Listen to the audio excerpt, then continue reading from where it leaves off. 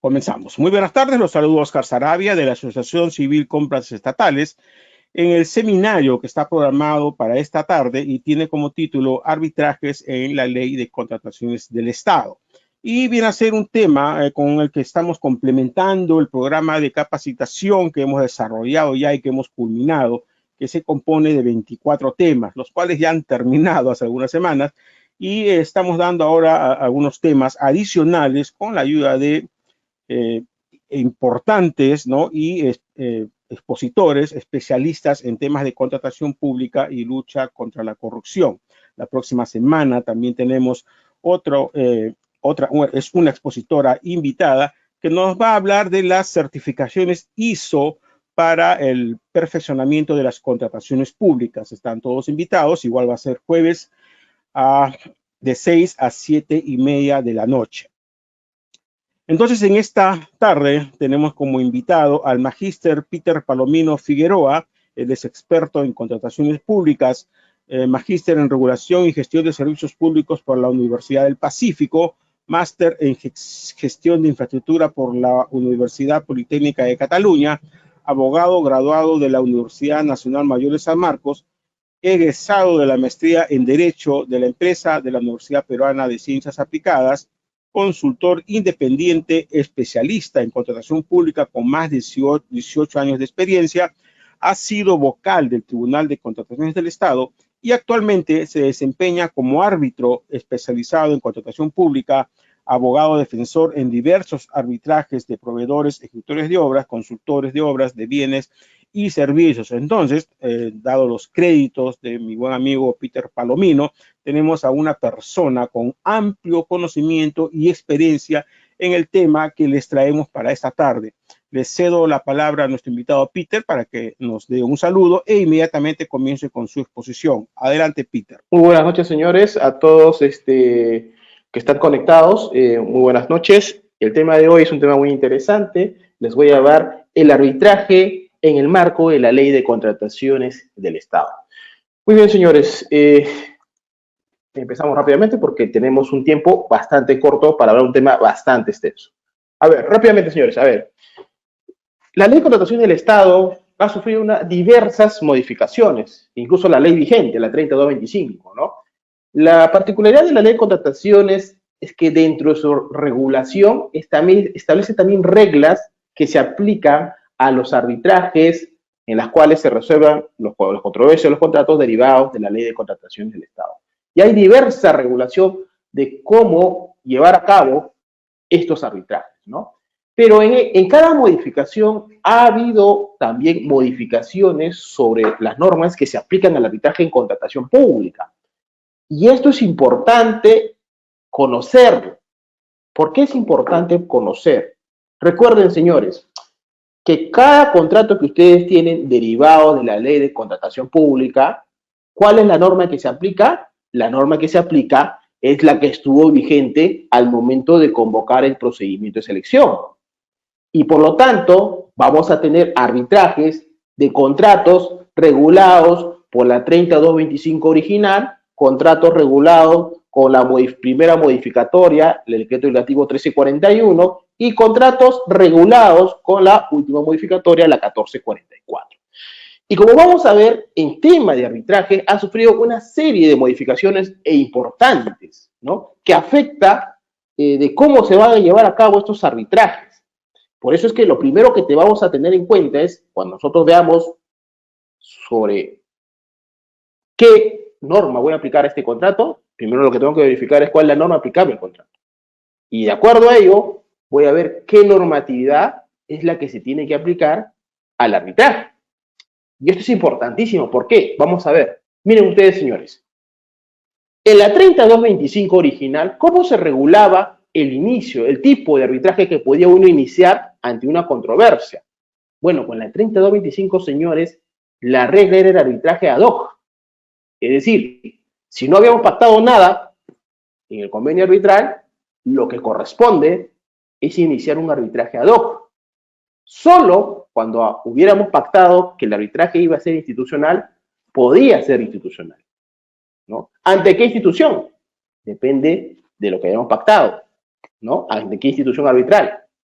Entonces, con la 3225, yo para iniciar el arbitraje tengo que ver qué dice mi convenio. Si mi convenio no dice el tipo de arbitraje, yo debo iniciar un arbitraje ad hoc. ¿Y cómo inicio un arbitraje ad hoc? Pues le remito la solicitud de arbitraje a mi contraparte, ¿no? Si soy contratista a la entidad, si soy entidad, al contratista. Y le remito, le digo, solicito el inicio del arbitraje. Así se inicia el arbitraje ad hoc. Solo si hubiera pactado que va a ser un arbitraje institucional, yo tengo que recurrir a la institución arbitral a solicitar el inicio del arbitraje ante la institución arbitral. ¿Cuál es la institución arbitral? Al que hemos pactado en ese momento, ¿no? Muy bien, esta regla que estaba en la 3225 original se modificó. En la primera modificación de la ley, ¿no? Que se emitió con el decreto legislativo 1341, se dio un cambio radical, un cambio de 180 grados, ¿no? Ya el ad hoc no iba a ser el arbitraje de preferencia, el arbitraje por regla general que se aplicaba si es que no pactábamos nada. No, se invirtió la regla. Dice, si no se pacta nada, a partir de la 1341, la regla es institucional. Oye, pero si no pactamos, ¿qué institución? ¿Ante qué institución? Ante cualquiera. ¿Ok? Ante cualquier institución arbitral. Solo, es más, con la 1341, prácticamente se eliminó el arbitraje ad hoc, porque se dijo, oye, el arbitraje ad hoc va a ser excepcional, solamente yo voy a poder acudir a un arbitraje ad hoc si es que lo he pactado de manera expresa en mi convenio, y no solamente eso, sino que le pongo un límite. No es posible iniciar arbitrajes ad hoc para tema de obras. Es decir, para lo que es consultoría de obras, ejecución de obras, no es posible el arbitraje ad hoc, es lo que dijo el 1341, solo era posible para contratos de bienes, servicios en general y consultoría en general. Y hasta montos máximos de 25 ITS. En la práctica, prácticamente, en los hechos, el ad hoc casi se eliminó, ¿no? Solo quedaba para contratos pequeños y nunca se aplicaba para los contratos de obra. Con la 3225 y también con la 1341, se le impuso al OCE una obligación. Se le dijo, a ver, OCE, tú vas a ser el encargado de acreditar los centros de arbitraje, ¿no? Es decir, para uno poder operar como institución arbitral, el OCE debía acreditar, ¿no? Es decir, que tenías la infraestructura adecuada, el personal adecuado, el sistema adecuado para poder arbitrar arbitrajes en contratación pública. Si bien fue esto un mandato establecido por norma, ¿no?, al OCE, el OCE en la práctica nunca llegó a acreditar ningún centro de arbitraje. Llegó a emitir una directiva incluso, pero que nunca se aplicó.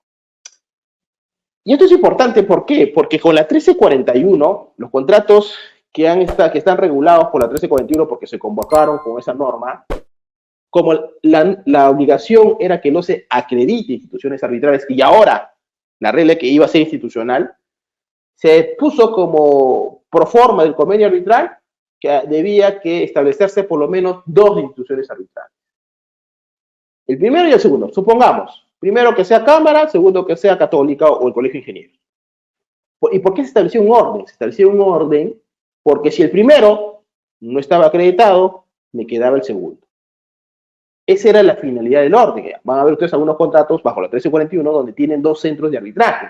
Primero y segundo, en orden, ¿no? Primero y segundo. ¿Por qué era el orden? Porque se suponía que no se debía estar acreditando los centros de arbitraje y si el primero no estaba acreditado, podía tener la siguiente opción el segundo.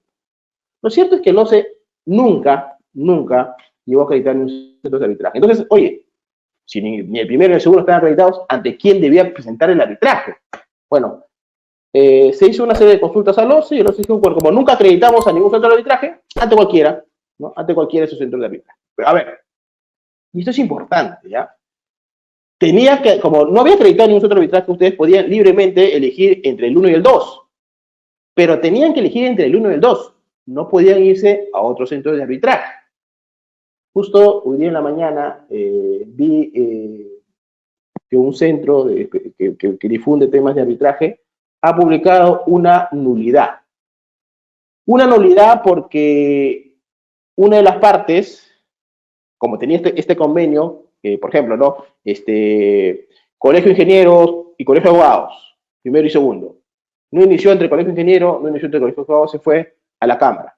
La Cámara siguió el arbitraje, no parece que la otra parte se opuso, dijo no era el centro, era un centro que no había sido designado por ninguno de los dos, se continuó el arbitraje y al final, en un recurso de anulación, justo acabo de ver una publicación, han declarado la anulación de ese laudo porque el centro de arbitraje no era competente. ¿Ok?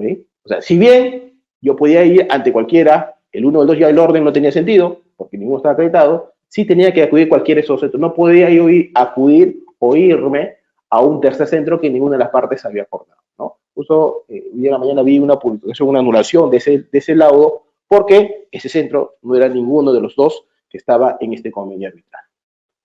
Entonces hay que tener cuidado. Yo recuerdo de un caso muy parecido que mi opinión era que no podía irse a un tercer centro. Tenía que irse a cualquiera de los dos, pero no, nunca a un tercero que nunca había sido designado por las partes.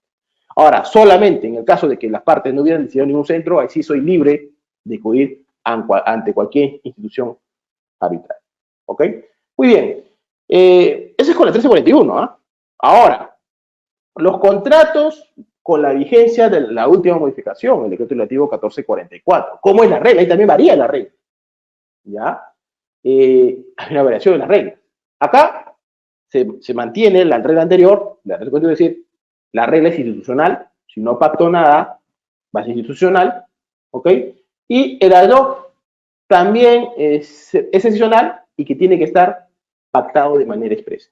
Pero acá sí, un poco que retrocedió el legislador, dijo, bueno, ya, ok, también apliquemos ad hoc para obras, ¿ya? Para obras, y ya no solamente hasta 25 IT, sino hasta 5 millones, ¿no? Entonces, en el ad hoc, en estos contratos, bajo la ley de 1444, yo podía pactar ad hoc en contratos de hasta 5 millones para todo tipo de contratos, bienes, servicios, obras, consultoría de obras, ¿no? Hasta 5 millones. Eso es lo que se pactó con la 1444. Sin embargo, ya el decreto de urgencia 020, ¿no? Justo que se dio en plena pandemia, se modifica, no la ley de contrataciones, se modifica la ley de arbitraje, ¿ya? Y en la ley de arbitraje, con esta modificación, se comienza a poner reglas especiales para los arbitrajes administrativos. ¿Cuáles son los arbitrajes administrativos? Donde una parte es el Estado, ¿no? Una parte es el Estado y otra el contratista, o sea, un privado. Este es un arbitraje, ¿no? Un contratista y un Estado. Siempre donde hay una parte del Estado, este es un arbitraje administrativo. ¿Ok? Este contrato, ¿por qué relación está? El contrato con diferentes regulaciones, ley de contrataciones, reconstrucción con cambios, cualquier otra normativa especial, ¿no? Entonces, todo arbitraje donde una parte del Estado es un arbitraje administrativo. Bueno, en la ley de arbitraje se empezaron a dar reglas especiales para los arbitrajes administrativos, diferenciándolos de las reglas comunes de un arbitraje, ¿no? Grave error para mí, ¿no?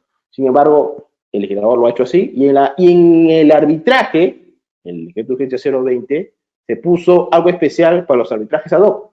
En los arbitrajes administrativos, es decir, en contratos donde una parte es el Estado, dice, no se podrá pactar ad hoc salvo que el monto de la controversia no supere las 10 UIT. ¿No? Prácticamente ha vuelto a eliminar el legislador, ¿no? El ad hoc para los arbitrajes, 10 UIT es un monto muy pequeño. Entonces, ¿pero qué pasa con mi norma especial? Si mi norma especial dice hasta 5 millones, en la ley de arbitraje dice 10 UIT. Pero muchos han interpretado que no se contradicen. ¿Por qué no se contradicen? Porque en la ley de contrataciones dice 5 millones, contrato por 5 millones. En cambio, en la ley de arbitraje dice cuando la controversia no supere la 10 UIT. Entonces muchos dicen, tenemos dos límites. Yo puedo pactar algo en contrato hasta 5 millones, pero solamente cuando la controversia, cuando ya se genera controversia, no supere la 10 UIT. En la práctica, pues, se ha eliminado, ¿no? Se ha hecho más escaso el tema de la ley. En la práctica, solamente nos hemos quedado con los arbitrajes institucionales. ¿Ok? Con la norma vigente se mantiene la obligación de acreditar centros de arbitraje, pero ya no está a cargo del OCE, ¿no? Dice, PCM definirá qué entidad se va a encargar de acreditar. Lo cierto es que hasta la fecha no hay ni siquiera designada la entidad que va a acreditar y por lo tanto no hay una regulación al respecto de cómo acreditar centros de arbitraje. Muy bien, para los que conocen el arbitraje ya hace años, recuerdan ustedes que antes, aún el OCE mantiene su centro de arbitraje, el famoso SNA-OCE, ¿no? Antes este centro de arbitraje funcionaba como cualquier centro de arbitraje, así como la Católica, además tenía incluso más arbitraje que los ahora Católica, Cámara de Comercio, ¿no? Porque muchas entidades confiaban en este centro de arbitraje de los CES para que resuelvan las controversias. Bueno, hoy en día este centro también prácticamente se ha extinguido, ¿no? ¿Por qué? Porque se han limitado los arbitrajes. ¿Por qué? Porque muchos atacaron este centro, ¿no? Diciendo, oye, ¿por qué una entidad pública ofrece servicios arbitrales cuando estos servicios arbitrales son brindados por el privado y de manera suficiente a la demanda? Estás infringiendo el rol subsidiario del Estado. Entonces, por eso es que aplicando el rol subsidiario del Estado, ¿no? Los arbitrajes en el SNA-OCE, centro de arbitraje que administra el OCE, son para montos muy pequeños, 10 UIT. Prácticamente también para los contratos por montos pequeños que ninguno de los centros de arbitraje les es rentable llevar. Bueno, para ese caso, ahí está el SNA-OCE, y no sobre cualquier contrato, solamente servicios en general y bien, es decir, no puedo llevar el SNA-OCE contrato de obra, consultoría de obra, ni consultoría en general, solamente sobre bienes, servicios en general, y el monto máximo, ¿no? Del contrato de 10 UIT. Prácticamente se ha extinguido también este centro de arbitraje. Muy bien, rápidamente, señores. ¿Cómo se compone el tribunal arbitral en los arbitrajes bajo la ley de contrataciones del Estado?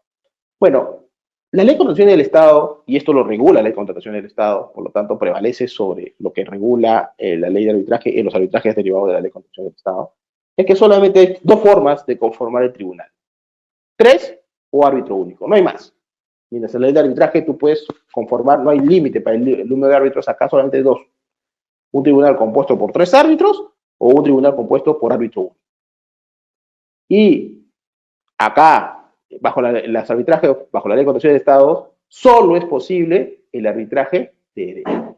Recuerden que un arbitraje comercial es posible el arbitraje de derecho y de conciencia. Bueno, en los arbitrajes derivados de la ley de contrataciones del Estado, solo es posible el arbitraje de derecho. Y por ende, si es árbitro único, el árbitro tiene que ser abogado, y si es un tribunal compuesto por 3 árbitros, el presidente tiene que ser abogado. Pues un arbitraje de derecho. ¿Okay? Entonces, esta es las únicas dos formas de composición tribunal, 3 o 1. ¿Okay? ¿Qué pasa si no hemos pactado el número de integrantes del tribunal? Bueno, la norma dice, si no se pacta, es 1. ¿Okay? ¿Y cuál es la relación que tenemos con los árbitros? Una relación de carácter civil, ¿no? Es un contrato, ¿no? En la cual ellos se prestan un servicio. ¿Cuál va a ser? Resolver la controversia. De manera imparcial e independiente, ellos van a resolver y para eso le vamos a pagar por los pagos de honorarios. Esa es la obligación que tienen, resolver la controversia de manera imparcial e independiente, ¿no? Y aplicando, obviamente, las normas que corresponden a este tipo de contratos. Muy bien, ¿quiénes pueden ejercer como árbitros? Bueno, la ley de arbitraje dice, bueno, aquellos que tengan capacidad de ejercicio, no tengan condena penal por delito doloso, que no tengan incompatibilidad para actuar como árbitros, a una relación que haya incompatibilidad de intereses, que vulneren su independencia o imparcialidad, la elección de los obstáculos, salvo acuerdo de las partes, ¿no? Y sobre esto, la ley de arbitraje también, la ley de contrataciones también tiene una regulación especial. ¿Y qué dice la ley de contrataciones? Dice, bueno, aparte de lo que regula la ley de arbitraje, yo le pido otros requisitos adicionales. Por ejemplo, al presidente, yo le tengo que pedir 3 especializaciones, ¿no?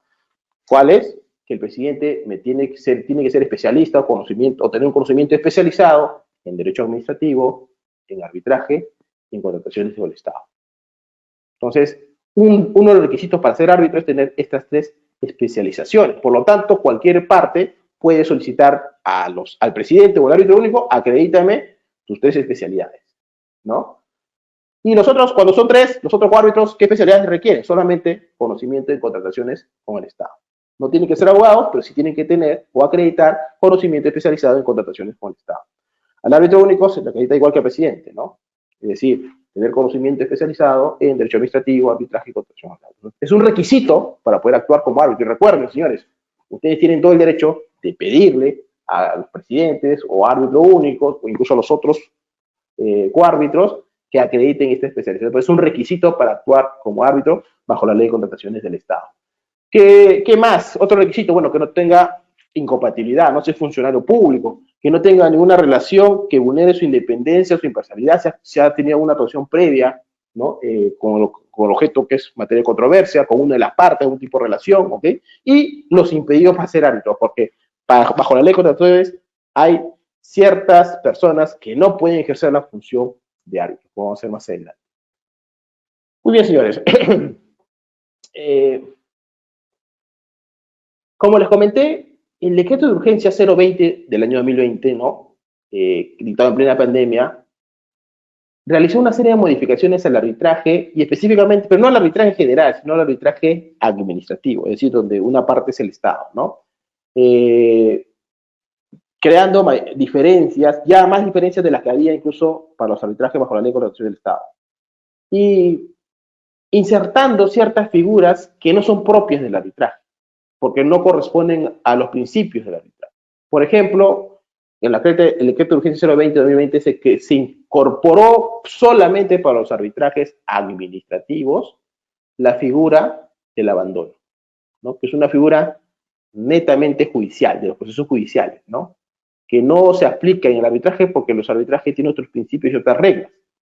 Es más, una de las reglas del arbitraje por el principio de flexibilidad es que los plazos que te den los árbitros pueden ampliarse así estén estos vencidos. Esa es una regla intrínseca del arbitraje, a la lógica del arbitraje, ¿no? Pero acá se pone, si es que ahora estamos igual que un proceso judicial, ¿no? Las partes tienen que impulsar, y más, en el arbitraje quien tiene la obligación de impulsar son los árbitros.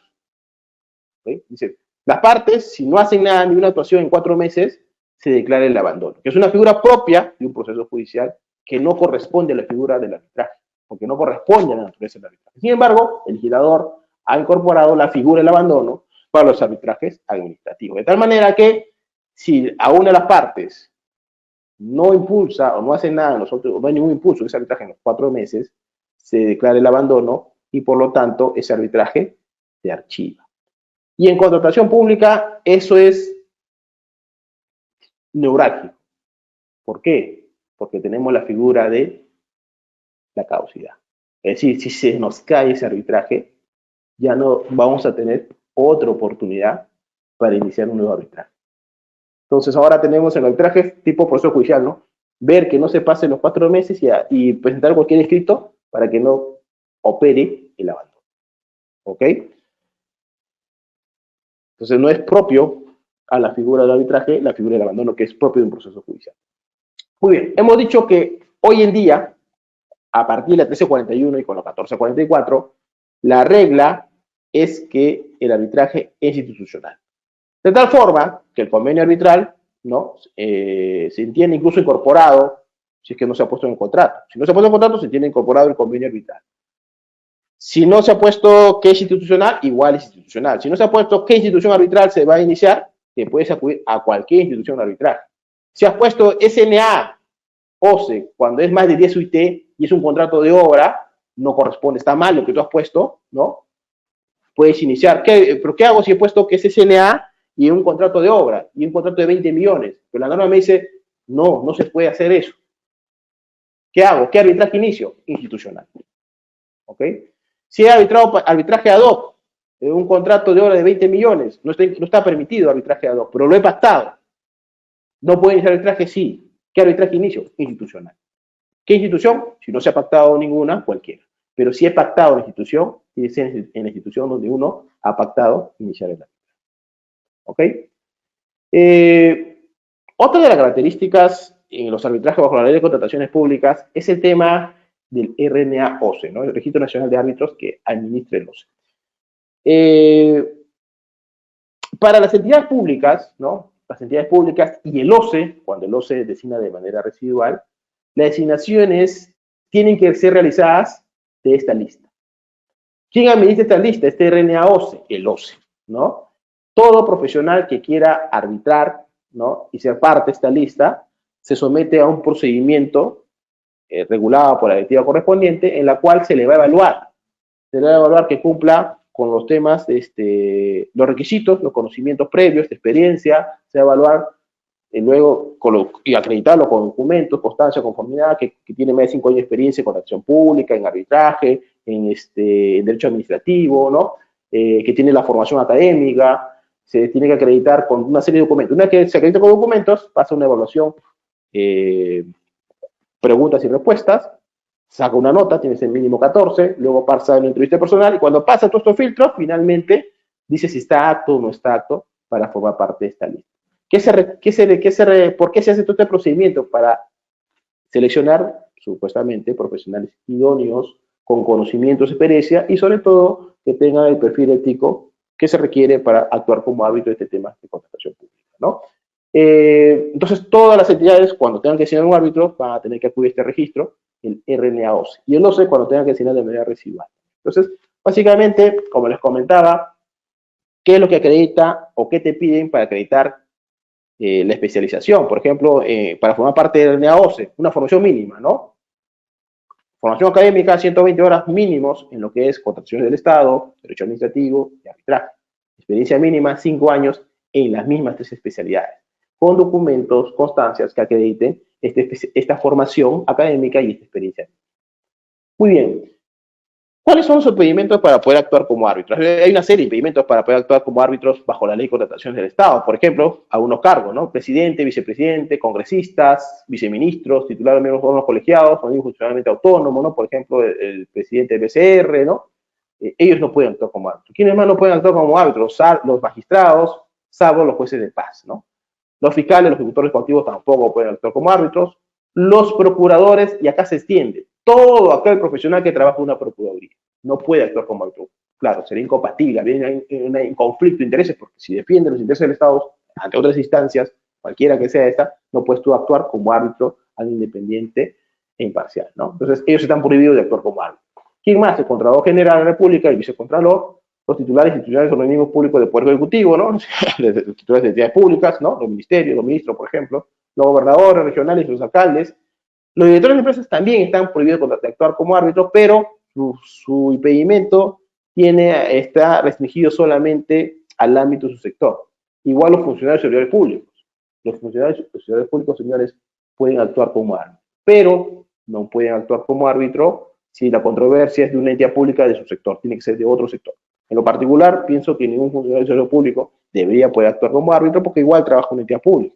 Pero, sin embargo, si bien una restricción solamente de su sector, podría actuar como árbitro en controversias de entidades de otro sector.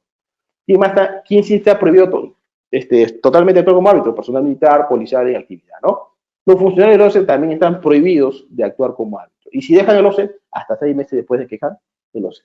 Bueno, otras personas prohibidas son aquellos que están sometidos a concurso, ¿no? Y los quebrados, que antes se decía, los que forman parte de una serie de registros, ¿no? Por ejemplo, de ser deudores, de estar inhabilitados, de estar sancionados, de haberte sido sancionado por colegio de profesionales, ¿no? Colegio de abogados. Entonces, si formas parte de este registro que te llevan, que conllevan el impedimento contra todo el Estado, también te conllevan a que puedas actuar como árbitro.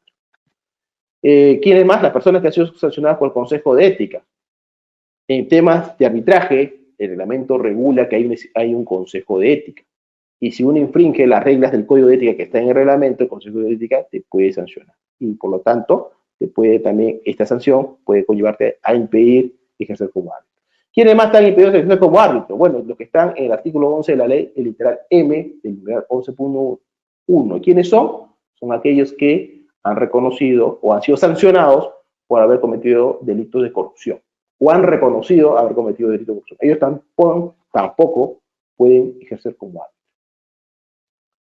Muy bien, como les decía, ¿quiénes tienen que designar árbitro de este registro nacional RNA-OCE? En principio, las entidades. Todas las entidades, cuando designan un árbitro, tienen necesariamente que elegir un árbitro de los que están en este registro.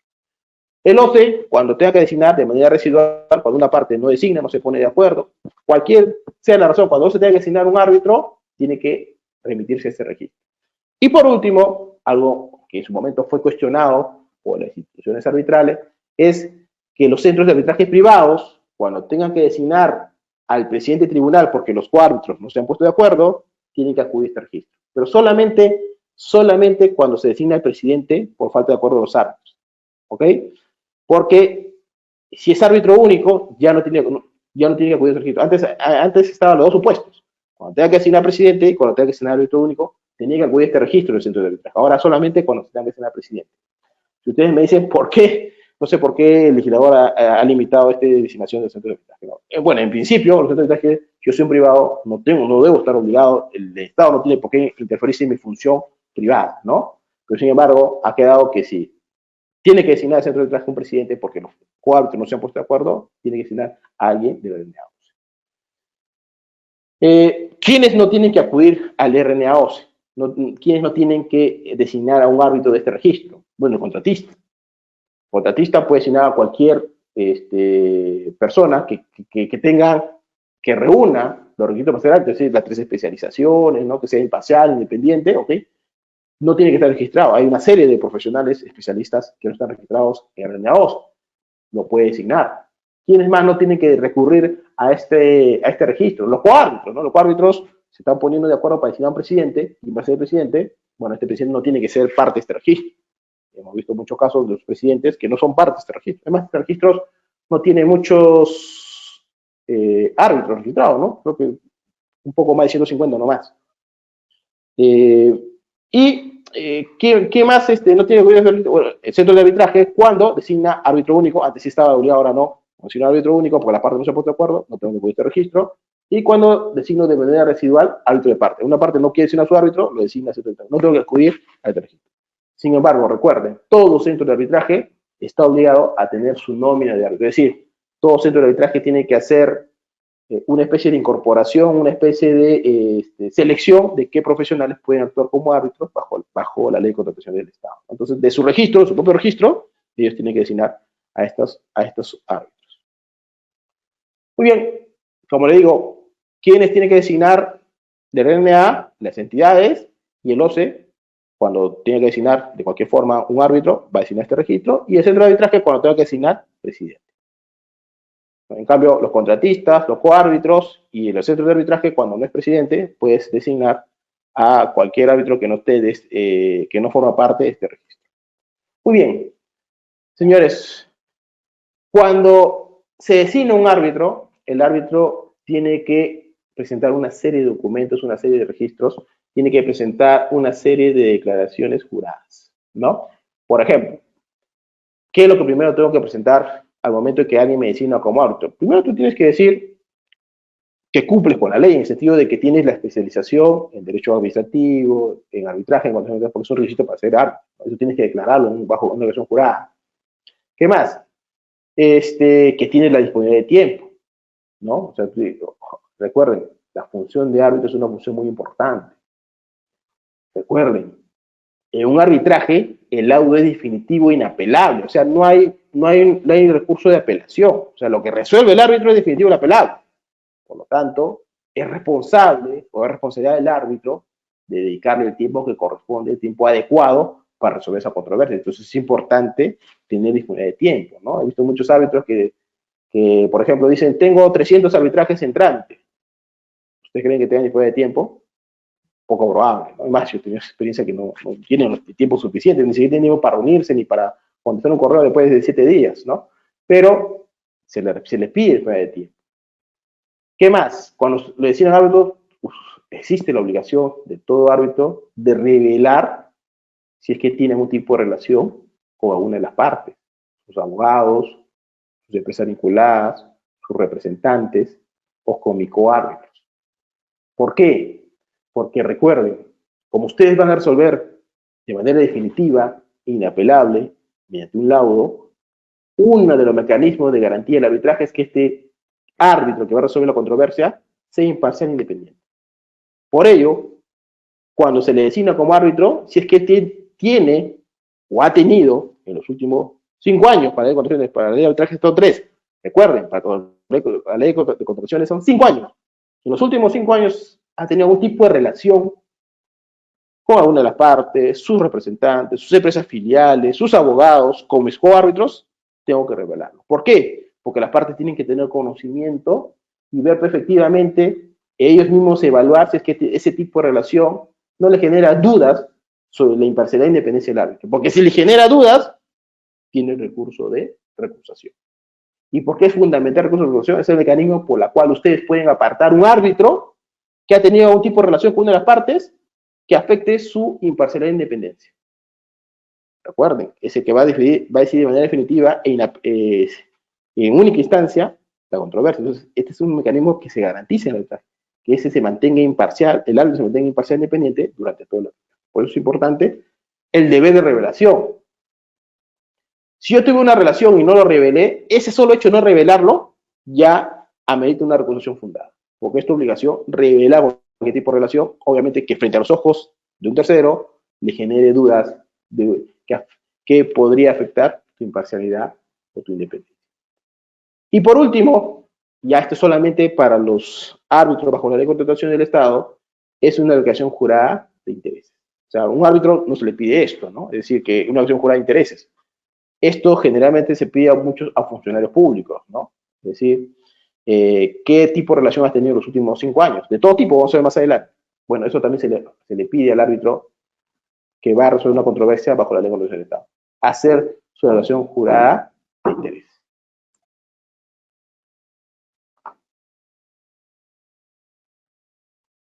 Muy bien. ¿Y qué tipo de relación es el que tiene que revelarse? Mira, acá en el deber de revelación, tú miras quiénes son las partes, quiénes son los abogados, quiénes son tus árbitros, quiénes son sus representantes para ver si es que tienes que revelar a una relación que tienes o hayas tenido con ellos en el pasado, ¿no? Okay, eso que está referido a las partes en ese arbitraje.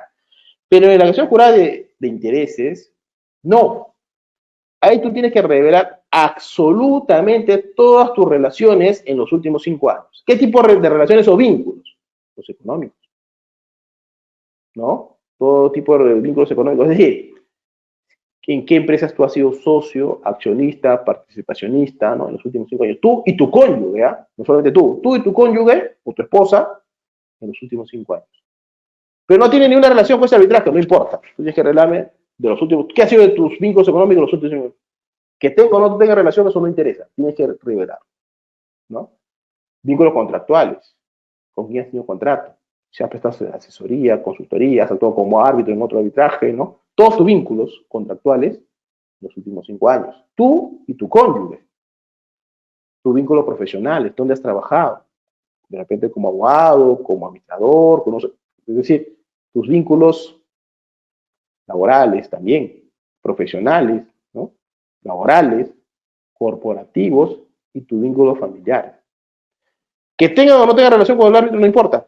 Durante los últimos 5 años tú tienes que arreglarme todo este tipo de vínculos para ver si es que por ahí podría generarse un conflicto de interés, ¿no? Que pueda poner en duda tu imparcialidad. Pero eso solamente es para los árbitros que van a actuar en arbitraje bajo la ley de contrataciones del Estado. ¿Ok? Muy bien. ¿Quién maneja esta declaración jurada de intereses? Lo maneja, pues, Contraloría, ¿no? El sistema de declaraciones juradas de la gestión de conflicto de intereses. ¿Quién lo registra? Antes, cuando lo manejaba PCM, lo registraba el propio árbitro, pero hoy en día quien lo registra es un funcionario de la entidad. Entonces, el árbitro tiene que hacer esta declaración jurada a la entidad y el funcionario de la entidad deberá colgarlo en este SIGDI, ¿no? El sistema que maneja la Contraloría. ¿Por qué en el arbitraje es tan importante la independencia y la imparcialidad? Nuevamente, recuerden, el árbitro va a resolver de manera definitiva e inapelable, en única instancia, la controversia. Por eso es fundamental que este árbitro, tercero árbitro, sea imparcial e independiente, que no tenga ningún conflicto de intereses al momento de resolver, ¿no? Es decir, por ejemplo, ¿qué significa la imparcialidad? Es una noción o un concepto subjetivo, es una actitud mental. Tú puedes tener de repente un prejuicio hacia uno o una preferencia hacia otro. Es bastante subjetivo, ¿no? Puedes haber tu tipo de relaciones, si has tenido que puedas tener preferencia o prejuicio hacia una de las partes, o animadversión, o antipatía, ¿no? O preferencia.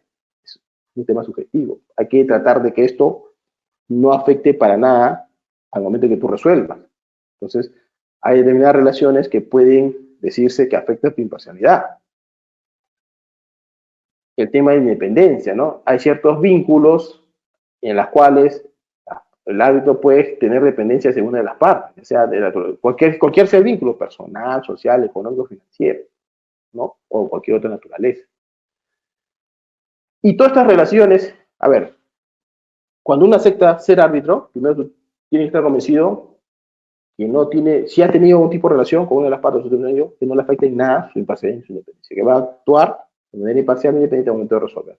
Sin embargo, si está en obligación, si es que has tenido un tipo de relación, de divulgar a las partes, para que las partes tengan conocimiento, y si las partes consideran que efectivamente ese tipo de relación pues no les genera dudas sobre la imparcialidad e independencia del árbitro, lo deje pasar, ya no puedan recusarlo por ese motivo, pero el no haber revelado un tipo de relación con una de las partes, ¿no?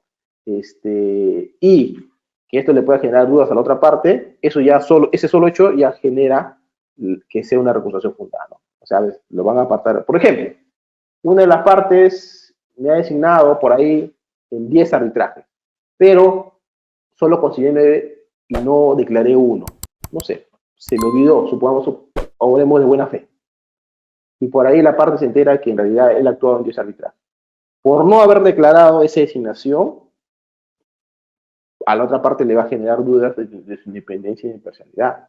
Y por ese motivo puede acusarlo. Y le van a declarar fundada, no porque no haya diferencia entre 9 o 10, sino porque no reveló todas las designaciones que le hizo una de las partes, que debió revelar. Que ese simple hecho de haberlo designado en 10 arbitrajes no significa que afecte su imparcialidad e independencia. Porque para eso tiene que haber una relación mucho más profunda, mucho más relevante. ¿Okay? Pero no revelarlo ya le genera a él una, digamos, un incumplimiento a su deber de revelación y por lo tanto una recusación fundada si es que la otra parte descubre que hay una décima asignación que no fue revelada. Obviamente ese tipo de relación puede generar dudas a un tercero. Entonces, ¿qué tengo que revelar? ¿Cualquier hecho? No, bueno, aquellas relaciones que pueden generar dudas a un tercero razonable, ¿no? Nuevamente, ¿no? Y eso lo recalca bien la ley de arbitraje, incluso los arbitrajes comerciales, ¿no? El árbitro debe ser y permanecer desde que acepta hasta que resuelve, independiente e imparcial. Esa es una garantía del arbitraje, muy importante, porque este árbitro va a resolver de manera definitiva la controversia. En la ley de contratación del Estado, ¿cuáles son los motivos para recusar un árbitro? ¿Cuál es la finalidad de la ocasión? Apartar de ese árbitro de ese arbitraje, ¿no? ¿Cuándo voy a poder recusar un árbitro bajo la ley de contrataciones? Cuando está actuando un árbitro, alguien que está impedido, ¿no? El presidente, un juez aceptó ser árbitro de parte, un efectivo militar en actividad, no lo puede hacer, está impedido, lo voy a recusar, ¿no? Que tenga un tipo de relación que no le genere independencia, ¿no? De repente, su estudio de abogado, ¿no? O sea, se designa a un árbitro, ¿no? Pero su estudio de abogado asesora a una de las partes del estudio donde él trabaja. Oye, el principal ingreso es, tú dependes de estudio de abogado y el estudio de abogado patrocina a una de las partes, no eres independiente. Hay una relación que afecta a tu independencia. Por ejemplo, que yo soy árbitro y de repente el estudio de abogado es donde trabaja su hijo del árbitro, ¿no? Y de repente el hijo del árbitro es uno de los fundadores del estudio. Entonces, de repente no tienes dependencia de ese estudio de abogado, pero sí, pues, de repente un tema de imparcialidad, ¿no? Te está afectando este tipo de relación del estudio de abogado de tu hijo que está asesorando a los clientes, ahí afecta tu imparcialidad. Entonces, ese tipo de relaciones, por ejemplo, cuando uno está en ese tipo de relaciones, no debe aceptar una designación. Uno, para aceptar una designación como árbitro, tiene que estar completamente convencido que es imparcial e independiente y cualquier tipo de relación que haya tenido es irrelevante, que no afecta su imparcial e independencia. Pero si ha tenido algún tipo de relación, tiene que revelar, ¿no? Una relación que puede generar dudas sobre tu imparcial e independencia, que tú estás convencido que no es así, igual lo tienes que revelar. Esto, si no has cumplido con revelarlo, afecta tu deber de revelación.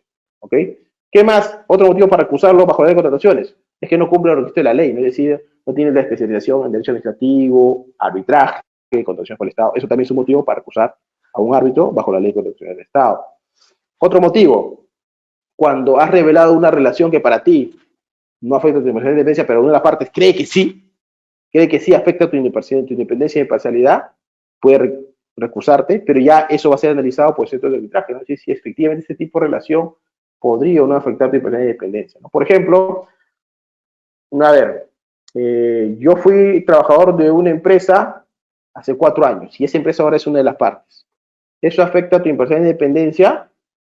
Independencia no, porque hace 4 años que no trabajo en ese tema. Imparcialidad podría ser, pero de repente yo solamente era un trabajador más. De repente, pero por ejemplo, si de repente fui en su momento socio, entonces todo eso es evaluado ya por el centro de arbitraje, si esa relación de hace 4 años, dentro de los periodos de 5, afecta o no actualmente tu empresa de independencia. Eso ya es analizado en una recusación, por ejemplo. ¿No? Tú dices que no, cuando hace 4 años no tengo nada, entonces yo fui un simple trabajador, no tengo, a mí ese tipo de relación no afecta mi parcial de independencia, por lo tanto acepto, pero lo revelo, ¿no? Entonces, para el tercero sí le puede generar, oye, no, para mí sí, considero que ese tipo de relación sí afecta a mi independencia y te recuso y eso es evaluado por quien va a resolver la recusación, ¿no? Muy bien, a ver, otra de las modificaciones que ha venido y que para mí atenta contra la naturaleza del arbitraje, hemos dicho, lo importante que es tener un árbitro imparcial e independiente. ¿Y cuál es el remedio cuando no se da eso? La recusación. Muy bien, en los arbitrajes administrativos, nuevamente el legislador ha creado, o mejor dicho, ha limitado las recusaciones. Muchos han aplaudido, incluso muchos árbitros han aplaudido este tema de que ahora en el arbitraje bajo la ley de contrataciones se limita las recusaciones a un máximo de 3. Es decir, tú has intentado, tú obviamente quieres que el árbitro sea imparcial y se permanezca imparcial independiente durante todo el arbitraje, porque usaste la primera, dijeron infundada, la segunda, la tercera, y a la cuarta te enteras de repente que este árbitro acaba de ingresar al estudio de abogados donde está asesorando a la otra parte. Pero ya recusaste 3 veces, ya no puedes recusar una cuarta vez. ¿Qué pasa entonces en este caso? ¿No puedo recusar? Yo tengo que soportar que el árbitro, ahora que es parte del estudio de abogados, resuelva de manera definitiva mi controversia. Obviamente, esta modificación de los arbitrajes administrativos atenta contra la naturaleza de la propia arbitraje, ¿no? Muchos han aplaudido, ¿no? Porque muchos dicen, no, que muchos por dilatar recusan, ¿no? Yo no creo tanto eso, porque recusar tampoco es gratis. Recusar, por ejemplo, en los centros de arbitraje te cuesta desde 2.000, 2.500 soles, ¿no? Es algo que es desperdiciar ese dinero y recusar por recusar, ¿no? Pero es una limitación que ha puesto el legislador, que no entiende la naturaleza del arbitraje y ha puesto un límite a la recusación máximo. Bueno, el inicio del arbitraje, como le hemos dicho, si es institucional, al centro de arbitraje, el centro de arbitraje corre traslado a la otra parte contesta y corre traslado de respuesta y se da el inicio del arbitraje. Rápidamente, principios del arbitraje, igualdad. Igualdad, principio que ha sido vulnerado en las múltiples modificaciones del legislador en los arbitrajes administrativos. Vamos a ver más adelante, ¿no? Por ejemplo, el tema de la garantía en las medidas cautelares para interponer un recurso de anulación cuando quien lo hace es el contratista, ¿no? Entonces, este principio de igualdad ha sido vulnerado en el arbitraje para el contratista en una serie de regulaciones especiales cuando quien lo pide es el contratista, ¿no? Rompiendo ese principio de igualdad. En ningún procedimiento que se va a resolver controversia, ya sea en un procedimiento bajo la ley de procesal civil, por ejemplo, un proceso normal, ¿no? Para resolver una controversia en poder judicial, el principio de igualdad tiene que regir. En cualquier mecanismo de solución de controversias, como el arbitraje o la conciliación, el principio de igualdad tiene que regir. El legislador ha roto este principio de igualdad en el caso del arbitraje, como vamos a ver más adelante, ¿no? La buena fe siempre tiene que existir, está en todos los actos, actuar de buena fe, en el proceso es un principio. El arbitraje también, la no contradicción, es decir, en el arbitraje, señores, si ustedes no se oponen a lo que resuelve el tribunal, implica, es decir, no interponen el recurso de reconsideración, ustedes están consintiendo y posteriormente no pueden pretender iniciar una anulación por este motivo. Si están consintiendo por no contradicción, la decisión es del tribunal, es basada en la doctrina de los actos propios. Impulso de oficio. Recuerden, ¿quién tenía que el deber de impulsar el arbitraje? Los árbitros, no las partes. O sea, a pesar de que las partes no eran su deber, el impulso de oficio es de los árbitros. En el arbitraje, el legislador ha puesto la figura del abandono, ¿no? Que no es una figura del arbitraje, lo ha traído de un proceso judicial. La celeridad, por el principio del impulso de oficio también, el tribunal de tal tiene que actuar de manera célere, de resolver la controversia en el menor plazo posible, sin perjuicio de profundizar sobre el fondo para finalmente resolver la controversia. La flexibilidad es un principio muy importante en el arbitraje. Señores, en el arbitraje no hay procedimientos preestablecidos. Cuando tú te vas a un proceso judicial, tú ya tienes un procedimiento preestablecido y nadie lo puede cambiar. O sea, las partes no lo pueden cambiar. En un arbitraje sí. En el arbitraje tú armas tu proceso. Es decir, para prestar demanda, tantos días, para contestar tantos días, una única audiencia. O de repente incluso puedes decir, no hay audiencia, sí, puedo acordar que no hay audiencia, que como ya tenemos claro cuáles son las cosas, los hechos, además, todas las pruebas son documentadas, sin audiencia, de frente a los árbitros. ¿Es posible un arbitraje? Sí. Las partes arman el proceso arbitral a su medida y a su conveniencia. Es como un traje a la medida. Ese está basado en el principio de flexibilidad. Y es más, lo que pactamos como regla del arbitraje se puede cambiar. Cuando ya iniciamos, sí, las partes podemos cambiar las reglas del arbitraje. El principio de flexibilidad del arbitraje es intrínseca a la naturaleza del arbitraje, que lo diferencia totalmente de un proceso civil, por ejemplo. La no intervención es un principio importantísimo para que el arbitraje funcione. Ninguna autoridad puede inmiscuirse en lo que está resolviendo el tribunal. El tribunal es autónomo, ¿no? Hay principios como el tema de la autonomía del convenio arbitral, el principio de competence, ¿no? El propio tribunal es competente para resolver sobre su propia competencia. O sea, no tiene que haber interferencia de ningún tipo, ni judicial, ni ninguna autoridad en el arbitraje. Además, y esto ha sido ratificado por una serie de pronunciamientos del TC. Y los jueces, ¿cuándo intervienen? Solo cuando la ley de arbitraje lo permite, ¿no? Para coadyuvar, ¿no? Para cuando los árbitros solicitan su ayuda para el uso de la fuerza pública. Nunca para entorpecer, nunca para interferir en el arbitraje. ¿Y en qué momento un juez podría resolver o revisar si el arbitraje está bien? A ver, el laudo es definitivo e inapelable. El árbitro finalmente decide de manera definitiva e inapelable el fondo, ¿ok? Y la norma aplicable. Es decir, el árbitro va a decir, los hechos para mí acreditados son estos, la norma que se aplica es esta, y la interpretación que yo le doy a la norma es esta. Por lo tanto, la controversia se resuelve de tal forma. Este razonamiento del árbitro no puede ser revisado, ni siquiera por un juez. ¿Qué puede revisar un juez? Que se haya respetado las reglas del arbitraje, que se haya respetado lo pactado por las partes. Y uno de los pactados por las partes, por ejemplo, es que exista motivación del laudo. Es decir, en el arbitraje bajo las condiciones, los árbitros están obligados, porque así lo establece la ley de contratación del Estado, que sea motivado. Si no ha cumplido con la motivación, por un tema de forma, puedo crear anulación y es que el juez no va a resolver, no va a decir cuál final, como si fuera un recurso de apelación, simplemente, árbitro, tú no has cumplido con motivar, te falta la motivación, te lo regreso y cumple. Y el árbitro es el único que puede resolver la controversia. ¿Ok? Entonces, la anulación es para revisar que se haya respetado las reglas del arbitraje, que se haya respetado lo pactado por las partes, pero nunca puede pronunciarse sobre el fondo. Muy bien, libertad de regulación, como le dije, ¿no? Las partes van armando su proceso arbitral. Cuántas audiencias, qué plazo, todo lo deciden las partes. ¿Hay libertad? Hay libertad. ¿Hay límites? Sí, hay límites. ¿Cuáles son los límites? Derecho de defensa. Tú no puedes dejar indefensa una de las partes, por más que los pactemos los dos. No podemos afectar la igualdad de las partes. Si pacté 20 días para la demanda, tiene que ser un plazo igual también para la otra parte, para no afectar su derecho de defensa. Si incorporo pruebas, hay que trasladar a la otra parte y darle un plazo para que pueda pronunciarse, para que se manifieste. No puede afectar su derecho de defensa. Eso tiene que estar dentro de las reglas del ataque. El plazo lo podemos pactar, la oportunidad lo podemos pactar, pero eso no puede dejarse, no se puede afectar el derecho de defensa, de la parte, y lo que hayamos pactado se tiene que respetar el debido procedimiento. ¿Okay? Salvo que acordemos modificarlo. Recuerden la flexibilidad del arbitraje. Incluso en el mismo arbitraje podemos modificar las partes, las reglas y los plazos que hemos pactado. Señores, no confundir. El arbitraje no es un proceso judicial.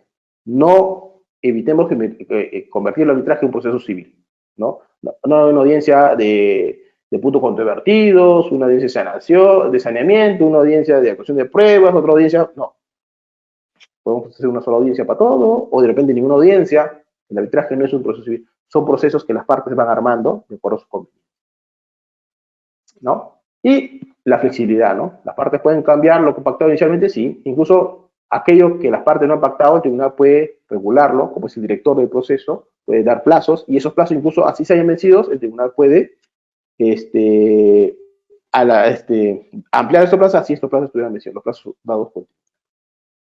Señores, como es obvio, se regula lo fundamental, lo más importante. ¿Qué pasa con aquellos aspectos no regulados por las partes?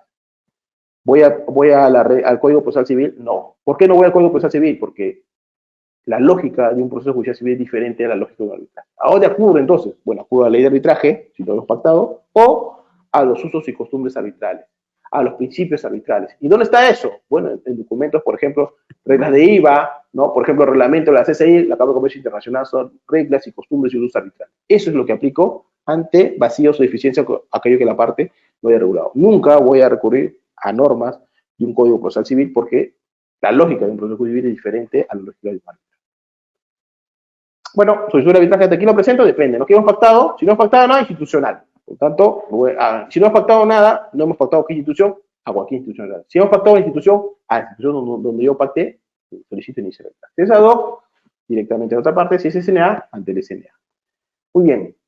Señores, ¿cómo iniciar el arbitraje? Es importantísimo. Porque si lo iniciamos, por eso la primera lámina decía, oye, ¿cómo ha cambiado la regulación del arbitraje? Antes era ad hoc, después fue SNA, ¿no? Y montos diferentes, ad hoc hasta tal monto, luego se cambia ese monto. Y eso es importante tenerlo presente. ¿Por qué? Porque si iniciamos mal, señores, ese arbitraje se cae. Y si ese arbitraje se cae, ya no tengo la oportunidad de volver a iniciar arbitraje, porque ya habrá caducado el plazo. En contratación pública, los plazos son de caducidad. 30 días hábiles, cuando es una controversia de contrato, resolución de contrato, ¿no?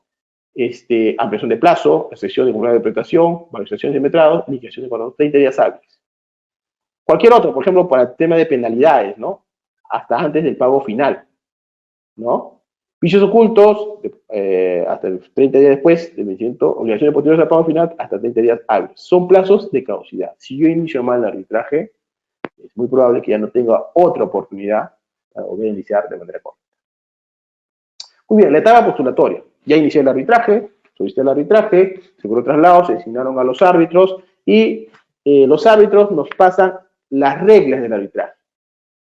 Recuerden, las reglas del arbitraje, las partes acordamos cuáles van a ser las reglas que se va a seguir en ese arbitraje. El principio de flexibilidad, ¿no? Nosotros pactamos las reglas. Una vez que se pactan las reglas, ya viene lo que pactamos, la demanda y contestación. En la etapa postulatoria, se le llama la etapa postulatoria. Si tu demanda, contestación, o reconvención, y contestación o la reconvención son las etapas postulatorias. ¿Qué es lo que tengo que presentar como cualquier demanda, ¿no? ¿Cuáles son los hechos? Y sobre todo, las pruebas. Es importante. Como quien va a resolver un árbitro, yo tengo que probarle al árbitro lo que digo, ¿no? Entonces yo, ¿en qué momento tengo que mostrar toda la misma prueba? Con la demanda o en la contestación. ¿Okay? Todas las pruebas tengo que presentar en esta oportunidad. Caso contrario, o por lo menos mencionarles cuáles van a ser las pruebas que voy a presentar, y que estoy armando y los voy a presentar. Es importante que desde este momento ya aportemos todo lo de media prueba que corresponda. ¿Okay? Hay un límite para aportar pruebas. Generalmente, las partes no pactan nada. Al contrario, tanto la ley de arbitraje, por falta de acuerdo de las partes, o los reglamentos de arbitraje, permite que el tribunal incorporar medios de prueba incluso hasta antes de declarar expedito, ¿no? Claro, siempre y cuando corre trasladar a la otra parte, pero la otra parte manifieste lo pertinente a su derecho, porque si no, estaría afectando el derecho de defensa. Si es que las partes no cambian esta regla sigue así, es decir, el tribunal de oficio puede aceptar, o mejor dicho, incluso ordenar pruebas, se actúen pruebas, ¿no? Hasta incluso después de terminar la etapa probatoria. Pero las partes pueden modificar esto, sí, porque recuerden, el arbitraje es de las partes. Muy bien, en contratación pública, señores, se ha incorporado de manera obligatoria lo siguiente, ¿no? Que en realidad en realidad de todos los cambios que ha hecho el legislador, me parece el único cambio acertado que ha hecho. Este cambio es que la obligación de establecer un calendario procesal. ¿Qué es un calendario procesal? Ya establecer desde que tú inicias el arbitraje, en qué plazo vas a contestar, vas a prestar demanda, la contestación, cuándo se va a llevar a cabo la audiencia, incluso cuándo vas a laudar. O sea, ya, este es un calendario procesal que la práctica te permite avanzar con el arbitraje y ya no ya tener fechas ciertas de cuándo se van a llevar a cabo ciertas actuaciones. Es importante que el arbitraje ha demostrado que permite dar celeridad al arbitraje. Bueno, esa costumbre de arbitraje se ha hecho obligatoria en los arbitrajes orales de contratación de Estado. Generalmente eso se pone al inicio, ¿no? En las reglas del arbitraje. Cuando las partes acuerdan las reglas que se van a aplicar ese arbitraje. Pero en contratación pública se permite incluso, después de terminar la etapa postulatoria, establecer el calendario. O sea, lo ideal es que antes, pero como máximo, después de la contestación de la demanda, establecer un calendario. Eso sí es obligatorio en contratación pública. Antes de iniciar la etapa probatoria hay que establecer un calendario. Me parece que el único modificación pertinente que ha hecho el legislador en el tema de arbitraje. Muy bien, ¿podemos ampliar la demanda? Sí, claro, podemos ampliar la demanda, pero para eso tenemos un tiempo, ¿no? Y es más, la regla es que cuando se amplíe la demanda, el mismo tribunal sea el competente para evitar pronunciamientos contradictorios. Pero ¿hasta qué momento? Bueno, hasta que antes que hayamos cerrado la etapa probatoria. Hay una etapa donde vamos a tratar las pruebas. Entonces, ¿hasta cuándo podemos acumular? Bueno, hasta antes que hayamos cerrado. Si ya cerramos la etapa probatoria, entonces supuestamente ya no debemos acumular nuevas pretensiones. ¿Okay? Lo ideal es que sí, para evitar pronunciamientos contradictorios en tribunales diferentes. Pero hay un límite antes de cerrar la etapa probatoria. Muy bien, en contratación pública, un tema muy importante también, que no era usual en los arbitrajes normales, era resolver las excepciones o objeciones sobre el arbitraje que implicaba que impida continuar con el arbitraje. Por ejemplo, la excepción de caducidad. Antes, los árbitros, cuando se presentaba este tipo de excepciones, decían, lo voy a resolver con el laudo. O sea, al final, ¿no? Y teníamos que soportar todo el proceso, todo lo que se demoraba antes, ¿no? Hasta que con el laudo primero resolvía la excepción de caducidad y recién ahí laudabas. Entonces ahora no, el legislador ha dicho, oye, si hay una excepción o objeción sobre el fondo, que si tú lo amparas ya no vas a continuar el arbitraje, tienes que resolverlo inmediatamente. En contratación pública eso es importante. En contratación pública sí están obligados los árbitros a resolver si hay, por ejemplo, una excepción sobre caducidad que afecta el tema de fondo y la controversia, tiene que resolverlo antes que nada. Con la demanda o contestación, o con la contestación de la reconvención, si hay una excepción, tiene que resolverlo. Antes de continuar, lo primero que tiene que ser resolverlo. Para evitar, pues, continuar con un arbitraje que de repente, si se declara fundada la decisión de caducidad, ya no tiene sentido porque ahí acaba el arbitraje, ¿no? Entonces, si se presentan las decisiones, inmediatamente se debe proceder a resolver. ¿Ok? Luego, si no hay ninguna excepción o se ha declarado infundada la excepción que se presentó, continuamos con el proceso. Es decir, lo primero que vamos a continuar es, vamos a fijar los puntos controvertidos, ¿no? A ver, la fijación de puntos controvertidos no es una actuación propia del arbitraje, pero sí es una práctica jurídica, no estamos en un arbitraje de derecho. Entonces, para resolver la controversia, lo primero que vamos a hacer es resolver cuáles son los puntos en controversia, cuáles son los hechos discrepantes de las partes, para que una vez que tengamos claro como tribunal cómo fueron los hechos para el tribunal, porque así lo acreditaba una de las partes, ¿no? Te va a permitir resolver finalmente las pretensiones. Muy bien. Luego de la de fijación de puntos controvertidos, vamos ya pues a la etapa probatoria. Ya hemos puesto cuáles son los hechos de controversia y vamos a ver ahora la etapa probatoria. ¿Qué es la prueba, no? A ver, la prueba básicamente son aquellos instrumentos, documentos que te permite recrear lo que pasó, ¿no? Es decir, en la doctrina dice, es el concepto de prueba que se encuentra fuera del derecho y es instrumento indispensable para que cualquiera que haga no haya derecho sino historia. Es decir, ¿qué es lo que pasó? El jurista reconstruye el pasado para conocer quién tiene la razón en el presente. Es decir, como cada parte alega un hecho, tiene que probar.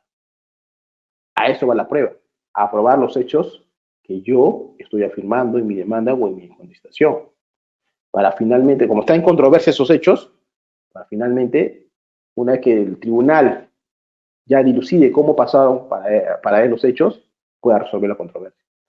El principio de la prueba de necesidad es importante, ¿no? Porque si no, el tribunal no puede quedarse con visión de qué fue lo que pasó, porque no se basa solamente en lo que alegan las partes, tiene que estar acreditado. Tiene que tener eficacia jurídica y legal. Es decir, todo medio de prueba que se presente tiene que ser válido jurídicamente, no podemos presentar pruebas ilegales, ¿no? Por ejemplo, una prueba, de repente hay una intercepción de llamada no autorizada, judicialmente eso no es posible, ¿no? Se está vulnerando el derecho fundamental del derecho de las comunicaciones, por ejemplo, ese tipo de pruebas tampoco se permite un arbitraje. Unidad, ¿no? Recuerden, ¿cómo se va formando convicción el árbitro? Sumando una serie de pruebas, ¿no? Tipo indicios, ¿no? Prueba, va a generar. Entonces, una valoración conjunta, yo valoro todas las pruebas que me vean un cierto indicios, que me va llevando al convencimiento a mí como tribunal que así sucedieron los hechos. Un día la valoración conjunta de todos los medios probatorios que han sido presentados. Comunidad de la prueba. La prueba sirve al proceso, no a las partes. Es decir, una parte puede presentar una prueba y yo puedo usar esa prueba en contra de esa parte que lo presentó. ¿Por qué? lo que la prueba entra al proceso y le sirve al árbitro para generarse convicción de cómo sucedieron las cosas. En la alta de probabilidad la prueba debe ser verdadera, si no puede ser un documento falso, inexacto, ¿no? Objetivo de manera dudosa, claro. Contradicción. A ver, toda prueba que se incorpora al proceso tiene que ser puesta en conocimiento de las partes. ¿Para qué? Para no afectar el derecho de defensa de las partes, para que ellos digan o manifiesten lo correspondiente a esos pruebas de prueba, para que no afecten su derecho de defensa. Igualdad de oportunidad, todos tienen que tener igualdad de oportunidad en las mismas condiciones, ¿no? Lo que muchas veces afecta al legislador con estas modificaciones que ha hecho el tribunal, el arbitraje. Imparcialidad y dirección de la no hay una prueba tasada. O sea, todas las pruebas para el tribunal van lo mismo o le pueden generar mayor o menor convicción, pero no hay una prueba tasada. Libertad. A ver, en un procedimiento judicial las pruebas están reguladas, en un arbitraje no. ¿Ya? Basta que sean jurídicas y legalmente válidas para admitirlas y puede hacer cualquier tipo de prueba. No está regulada. Principio que haga la prueba, claro, quien alega tiene que probarlo.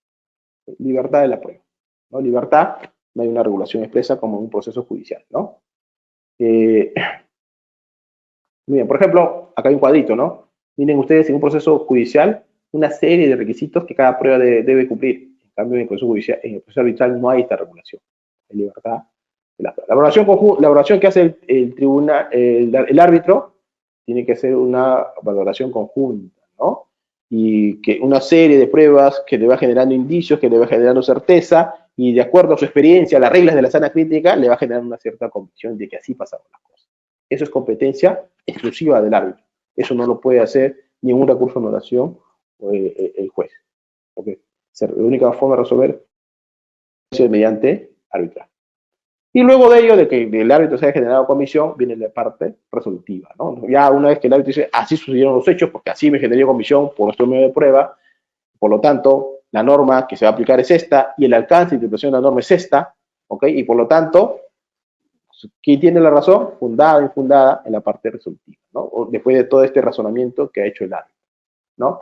Podemos atacar y decir, oye, árbitro, yo estoy de acuerdo con lo que esa prueba a ti te generó comisión. Pues, esa prueba para mí, por el contrario, me genera otra certeza de otra cosa diferente. Eso no lo puedo hacer. Esa es competencia del acto. Que la norma que tú estás aplicando no es la que corresponde aplicar. Eso no lo puede hacer la parte ni un juez. Eso son de lo competencia del acto. Que la interpretación que tú estás dando a esa norma no es la interpretación adecuada. Además, tengo opiniones del OCE donde dice que esa norma, la interpretación de la norma es diferente. Igual, el árbitro interpreta y entre sus facultades está interpretar la norma. Si tengo una interpretación diferente a la opinión de 12, no lo obliga al árbitro a su opinión de 12. El árbitro tiene su interpretación. Y yo no estoy de acuerdo, eso no es motivo para pedir anulación. Esos son temas de fondo, que eso no lo puede revisar ni el juez.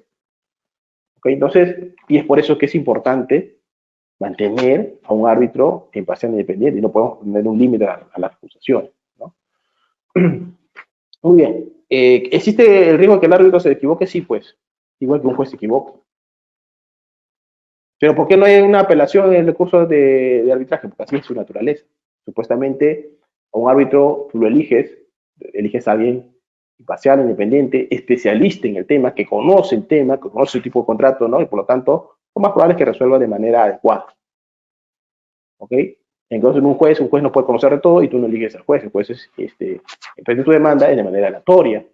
Por lo tanto, puede ser revisado por un segundo, una apelación e incluso en una casación, ¿no? Eso no es propio del arbitraje. El arbitraje se resuelve de manera definitiva con el laudo. No hay una siguiente instancia. ¿Okay? Muy bien, rápidamente, señores, medidas cautelares. ¿Es posible medidas cautelares en el arbitraje? Claro que sí. Es posible medidas cautelares dentro del arbitraje. ¿Quién ordena medidas cautelares? Depende, pues si ya tenemos tribunal constituido, el tribunal. Si no tenemos tribunal constituido. ¿Cuándo hay tribunal constituido? Cuando acepta el presidente si es un 3 o acepta el árbitro único si es un. Ya tengo tribunal. Entonces, una vez que ya está constituido el tribunal, yo puedo pedirle a una medida cautelar. Oye, ¿puedo pedir medida cautelar antes de que yo tenga tribunal constituido? Sí, claro, porque me es urgente, claro que sí. Sí, claro que sí. Muy bien. ¿Y ante quién lo pide? ¿Ante quién lo pido? Tienes dos opciones. Puedes acudir, como no tienes tribunal constituido, puedes acudir a un juez, ya, para que el juez te dé la medida cautelar, Y luego de que te fue estudiado la medida cautelar, por el arbitraje, tú tienes el plazo para iniciar el arbitraje. ¿Qué plazo tengo para iniciar el arbitraje? 10 días siguientes de que se ejecutó la medida cautelar. Y tienes dos plazos, no solamente 10 días para iniciar el arbitraje, tienes 90 días para que el tribunal se constituya, es decir, para que acepte el presidente o el acto único hasta 90 días. Si no, esa medida cautelar caduca de pleno derecho. Muy bien. ¿Las medidas cautelares siguen las mismas reglas de las medidas cautelares de un proceso judicial? No, son diferentes. Las medidas cautelares dictadas por los árbitros están regulados, primero, por la ley de arbitraje, que solamente hay un artículo sobre medida cautelar, que es esta, ¿no? Una vez que acá, ¿no? Por medio de el delato de medida temporal, cuando hay una decisión, no hay mayor regulación sobre medidas cautelares en la ley de arbitraje, ¿no? Entonces, ¿a dónde recurro para ver qué requisitos tiene que verificar el árbitro para dictar una medida cautelar?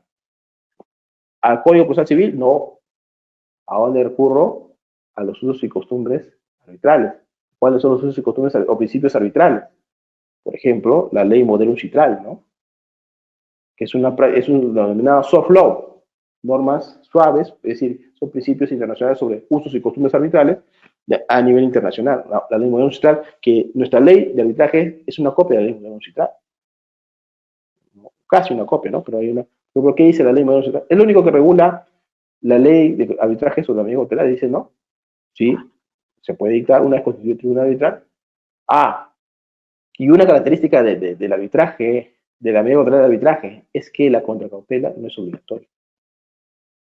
No es obligatoria la contracautela en las medidas cautelares dentro de un arbitraje. Eso ya queda a discrecionalidad del tribunal. Esto es propio del arbitraje. Recuerden, no debemos compararlo con un proceso judicial. En las medidas cautelares, en la ley de arbitraje, es discrecional del tribunal. ¿Okay? Puede pedir, exigir, digamos, contracautela para garantizar ciertos derechos y prejuicios, pero puede, como no lo puede pedir también, es discrecional del tribunal. Esta es una regla de la. Ahora, las medidas cautelares pueden o no tener forma de laudo. ¿Por qué la norma dice puede o no tener forma de laudo? Es que si la medida cautelar tiene que ser ejecutada en otro país, ¿no? Tenemos el convenio de Nueva York. ¿Qué es el convenio de Nueva York? En la cual un laudo puede ejecutarse en otro país. Pero como es una medida cautelar, yo tengo que darle forma de laudo. Entonces, si esa medida cautelar le doy forma de laudo, por el convenio de Nueva York, yo puedo ejecutar en otro país que es integrante de este convenio. Por ejemplo, en Estados Unidos, le doy forma de laudo. Por eso la medida puede o no tener forma de laudo. Pero no es un laudo en el fondo, porque el laudo solo resuelve una controversia. La medida cautelar no resuelve una controversia, es instrumental. Otra regla en arbitraje. En un procedimiento judicial, tú primero ejecutas el medio cautelar y luego notificas la regla. En el arbitraje la regla es al revés. El árbitro, antes de ejecutar la medio cautelar, le corre trasladar a la otra parte. Esa es la regla. En el arbitraje es así. ¿Ya? El arbitraje, así como el árbitro tiene todo el derecho de pedir o no garantías, si considera que no, las pide. Esa es la regla del arbitraje. También la regla del arbitraje es que la regla, si alguien pide una cautelar, la regla es que se le corre trasladar a la otra parte. Salvo que, no dice, que la parte pida que no se corra traslado y justifique que es necesaria ejecutarla mediante corre traslado porque se pone en riesgo que se frustre la cautelar. Si es que la parte lo justifica el tribunal está de acuerdo con esta justificación, lo puede hacer, pero es una excepción. La regla es que se corra traslado. ¿Okay? Esa es una regla del arbitraje, no me voy a tratar del proceso judicial. Muy bien, contra lo que dice el tribunal arbitral sobre medidas cautelares, ¿puedo apelar? No hay apelaciones en el arbitraje. ¿Qué hay? Recurso de reconsideración. Puedo pedir, señor tribunal, reconsideren su decisión. ¿Puedo pedirlo? Sí, puedo pedirlo. ¿Qué tipo de medidas cautelares regula la ley de arbitraje? Mantener o establecer el statu quo, que mantenga o no cambie nada. Impedir daño actual inminente o menoscabo al proceso arbitral, ¿no? Preservar bienes que permitan ejecutar el laudo, o sea, de manera general, ¿no? Preservar medios de, si bien esto de acá no es una medida cautelar, pero sí está como medida cautelar de acuerdo al arbitraje, preservar medios de prueba, ¿no? Sobre estos tres puntos puedes contener la medida cautelar dentro del arbitraje. Preservar, por ejemplo, acá puede entrar fácilmente una medida de retención, ¿no? Preservar bienes que permiten ejecutar el laudo ante un depósito bancario, por ejemplo, ¿no? Entonces, tenemos que adecuar estas 4 formas de medidas cautelares, la medida cautelar que se dicte como árbitros, ¿no? Muy bien, pero ¿cuáles son los criterios que yo tengo que aplicar para ver si doy o no una medida cautelar? ¿Qué aplico? La ley de arbitraje casi no me dice nada, mi ley de arbitraje, ¿no? Entonces, ¿qué voy a aplicar? Principios y costumbres arbitrales.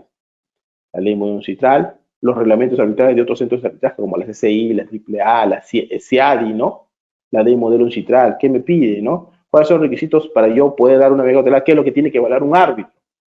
Y estos son básicamente, ¿no? Por ejemplo, la ley modelo citral dice la probabilidad de que produzca algún daño, ¿no? Del otro va a ser medida cautelar. La posibilidad razonable, no te habla de verosimilitud, ¿no? Sino de la posibilidad de que tu demanda sea declarada prospere. Entonces, ¿cuáles son los requisitos que va a evaluar un árbitro para si otorga o no una medida cautelar? Balance entre los daños, ¿no? ¿Quién pues, sufriría mayor daño si es que no la doy? Si es que la doy, eso es un elemento. La urgencia, que es importante para asegurar el efecto del agua. Probabilidad, no verosimilitud, sino probabilidad de éxito, ¿no? Generalmente, cuando una demanda para no 50%, 50% es la probabilidad de éxito. ¿Okay? Y esto no es un procedimiento sobre el fondo. Estos son los requisitos que un árbitro tiene que evaluar para ver si concede o no una medida cautelar. Muy bien, señores, el decreto de urgencia 020, ¿no? Que modifica la ley de arbitraje, no la ley de contrataciones, ha establecido para el contratista un requisito que tiene que cumplir si es que pide una medida cautelar. Y el legislador ha dicho, si el contratista solicita una medida cautelar, para que se le conceda una medida cautelar, dice, tiene que ser una garantía equivalente a la garantía de fiel cumplimiento, del 10% del contrato. Si el contrato es de 10 millones y pide, no sé, pues de repente un pago de 100.000, 200.000 soles, tiene que presentar, para que se le conceda esa medida cautelar, 100.000 soles. ¿No? Entonces, vean ustedes que esto desnaturaliza la medida cautelar. Primero porque el tribunal, si lo considera, puede no pedir garantía de acuerdo al arbitraje. Pero acá sí ya, además, y el análisis que hace el tribunal, los posibles daños de cuantificar si es que considera necesaria una garantía, ya no le corresponde al árbitro, sino que de frente a la norma dice una carta fianza, una carta igual a la de fiel cumplimiento. No importa el monto del cautelar, una carta fianza igual al cumplimiento.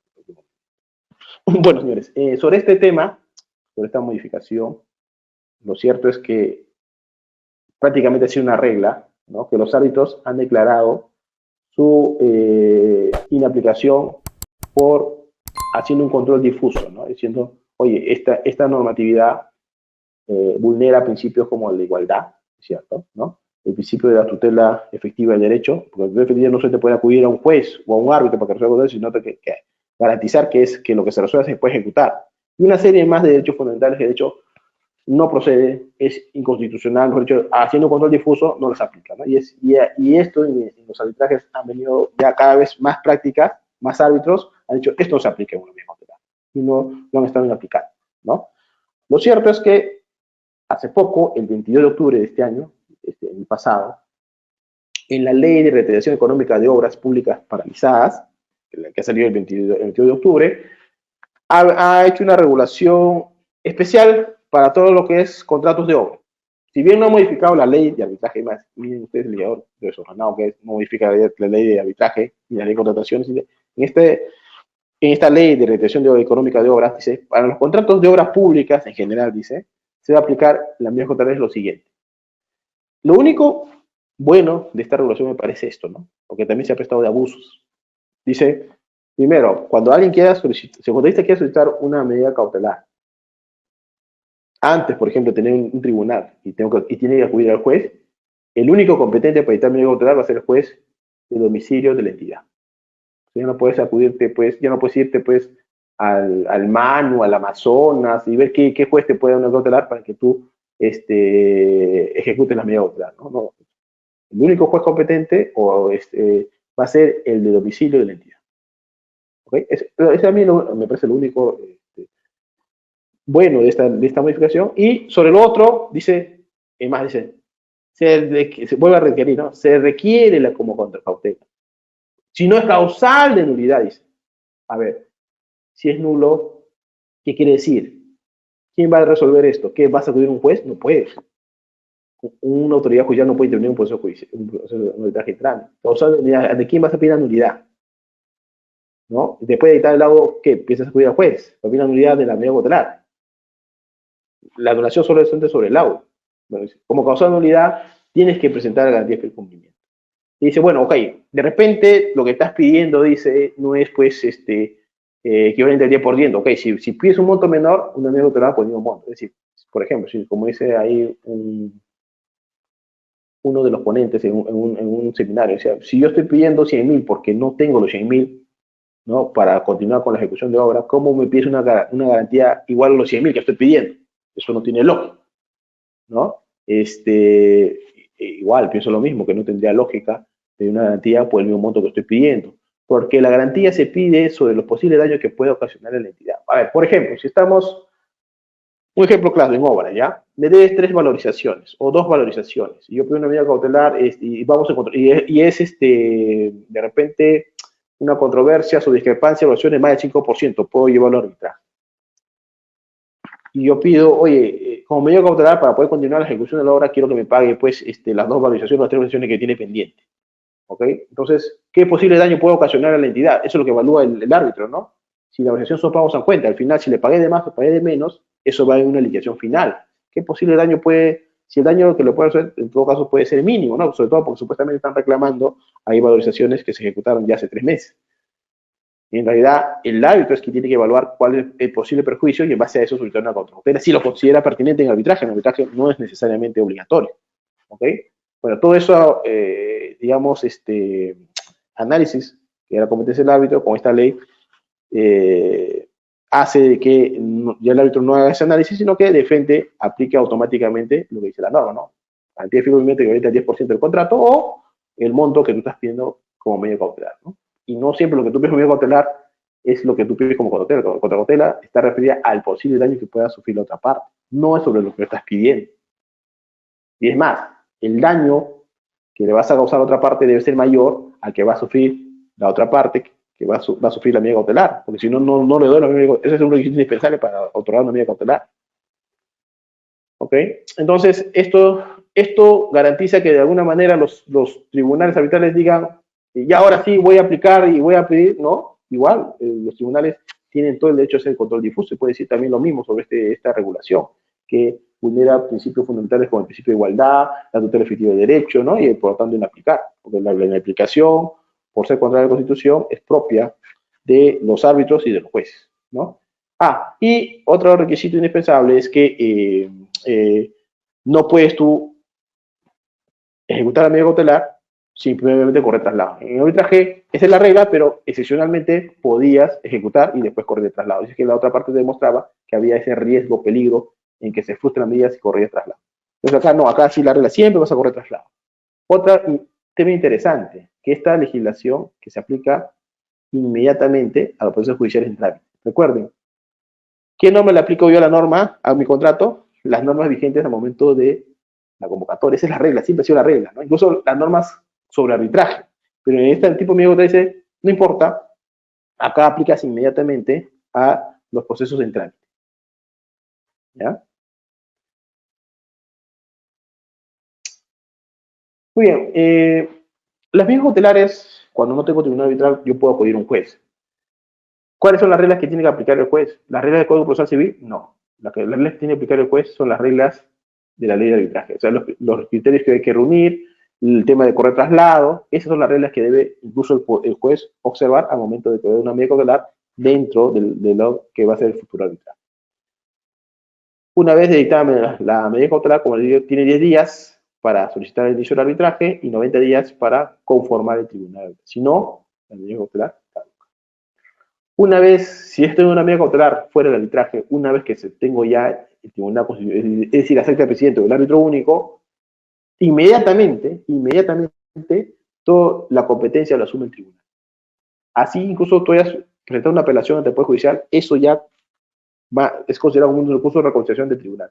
El tribunal resuelve si continúa o no, y más, de oficio puede resolver. No es necesario que una parte diga, oye, impugno o no. El tribunal asume esa competencia y se me va a dar, y puedes, incluso de oficio, así nadie lo pida, decir que queda sin efecto o modificarlo. Muy bien, otra figura importante en el arbitraje es el árbitro de emergencia. Es una figura traída de los arbitrajes internacionales. ¿Por qué? Porque como es un arbitraje internacional, ningún Estado tiene competencia sobre otros, ¿no? Entonces, en este tipo de arbitrajes internacionales, el árbitro de emergencias, cuando yo necesito una medida cautelar, como no tengo Estado aquí, porque incluso muchas partes son el Estado, ¿no? ¿Ante quién recurro? Bueno, se crea la figura del árbitro de emergencia, un árbitro exclusivamente que se va a centralizar o se va a dedicar a resolver medidas cautelares, antes de tener el tribunal formalmente constituido.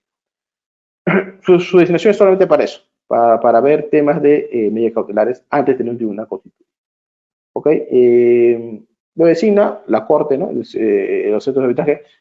¿Cuándo puedo acudir al árbitro de emergencia? Cuando tu institución arbitral, donde tú has acudido, en su reglamento dice hay la posibilidad de establecer árbitro de emergencia. Entonces está, como yo me acogí a esa institución arbitral, me acogí a su reglamento y me acogí también a la posibilidad de poder designar un árbitro de emergencia. Por ejemplo, en este árbitro de emergencia, estas son las reglas de la Cámara, si no me equivoco, dice, una vez que se designe el árbitro tiene 15 días solamente para resolver la medida cautelar. ¿Okay? Sin demora. Rápidamente tiene que establecer. ¿Y sobre qué? Sobre las medidas cautelares que hemos dicho, ¿no? ¿Sobre qué puede? Sobre cualquier medida conservatoria, estructura que sea urgente y necesaria para evitar daño inminente o pérdida irreparable, ordenar a las partes que efectúe a la otra cualquier otra persona un pago, ordenar a una de las partes que tome cualquier medida que pudiera ser adoptada de conforme al contrato, o ordenar cualquier medida necesaria para conservar o constituir pruebas, ¿no? Son los tipos de medidas cautelares que puede ordenar un árbitro de emergencia.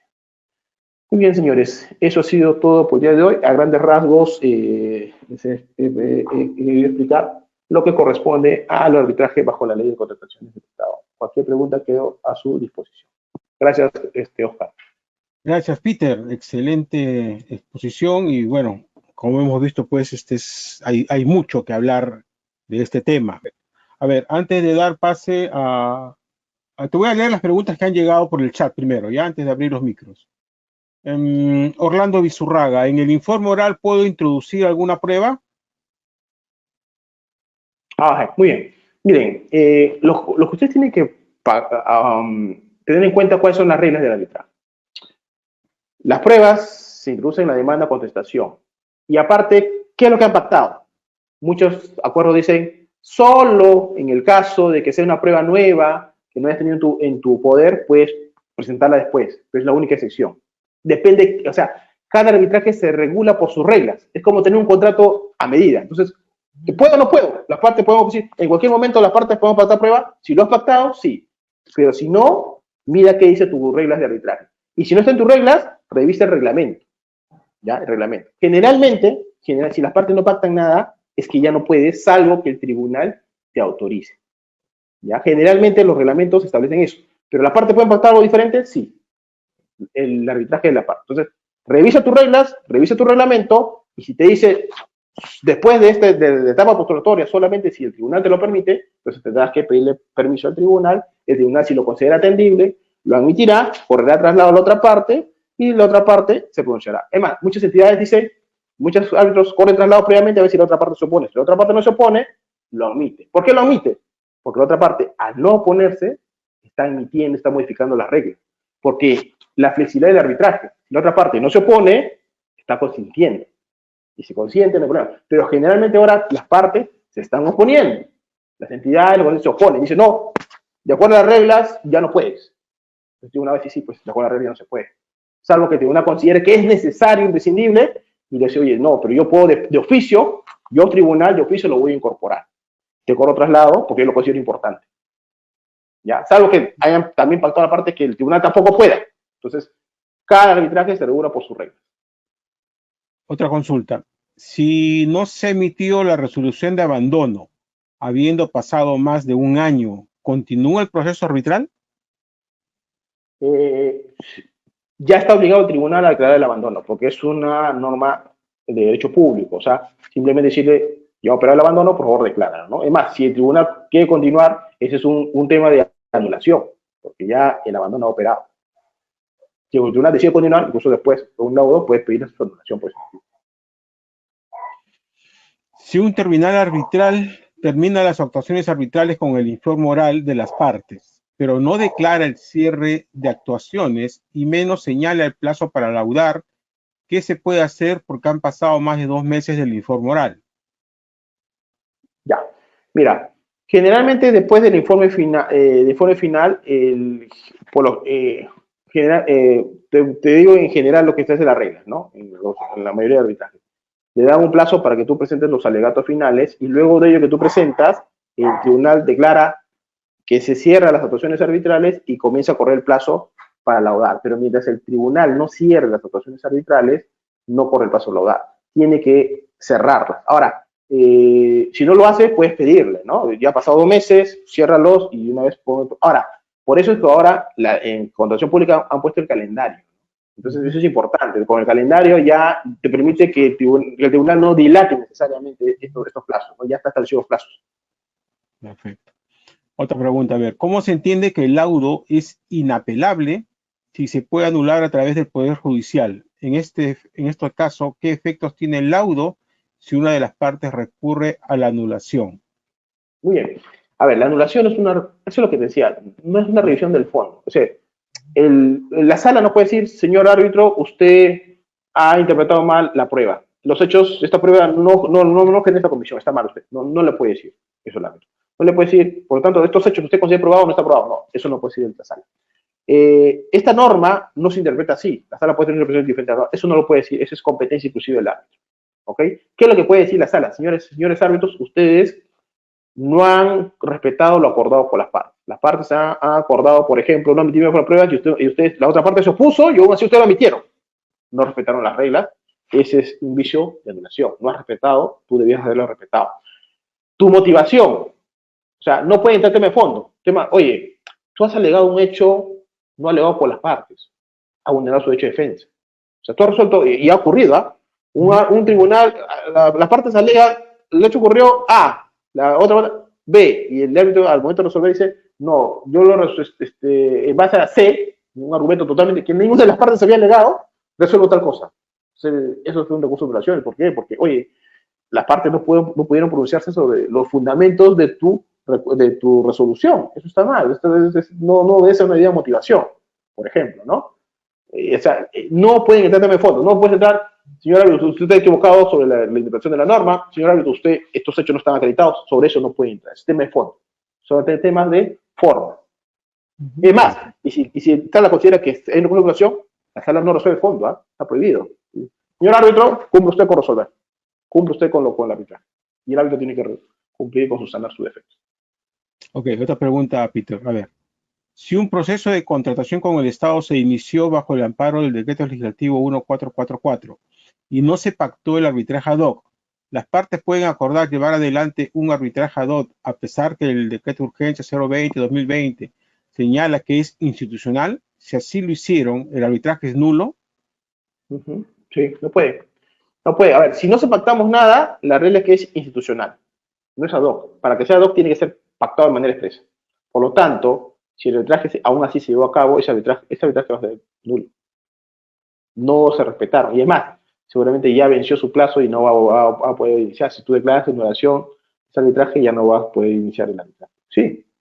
Ok, una pregunta más en el chat. Los que están con la mano levantada, por favor, habiliten su micrófono, que inmediatamente les doy pase para que hagan sus preguntas usando el micrófono. Dice Harold en el chat, ¿las medidas cautelares se pueden presentar ante el mismo tribunal arbitral una vez instalado? Una vez conformado el tribunal. ¿Cuándo se conforma un tribunal? Cuando acepta el presidente o el árbitro único. A partir de ahí, el único competente para resolver cautelares es el tribunal. Antes de eso, puedes acudirte a un juez o si tu reglamento y institución te lo permite, un árbitro emergente. Perfecto. Alejandrina Aymara, por favor, tu pregunta. Alejandrina, ¿te estamos escuchando? No, a ver, hay otra mano levantada por ahí. Carlos Rengifo, buenas noches, tu pregunta. Y buenas noches, doctor Palomino, buenas noches, doctor Saravia. Con relación a la pregunta anterior, de si el proceso de contratación se inició con la 1444 y las partes decidieron hacer un proceso ad hoc, le preguntaba si el procedimiento se instaló con árbitro único de ad hoc, entonces ese proceso es nulo. A ver, una pregunta. no había convenio, pero después pactaron que sea ad hoc. Había cláusula arbitral, pero no señalaba que era ad hoc. O sea, no se había pactado que era ad hoc.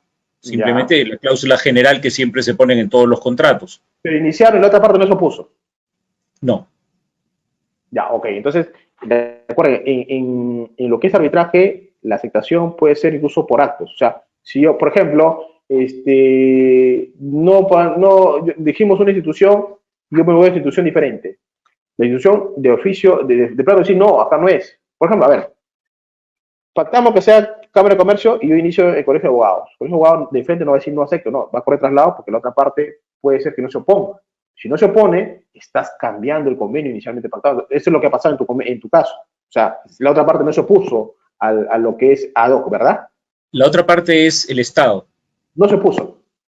No, al contrario, ellos son los que iniciaron el proceso y nosotros lo aceptamos para que sea ad hoc. A pesar de que el decreto de urgencia dice que debe ser institucional para el Estado, esa era mi pregunta.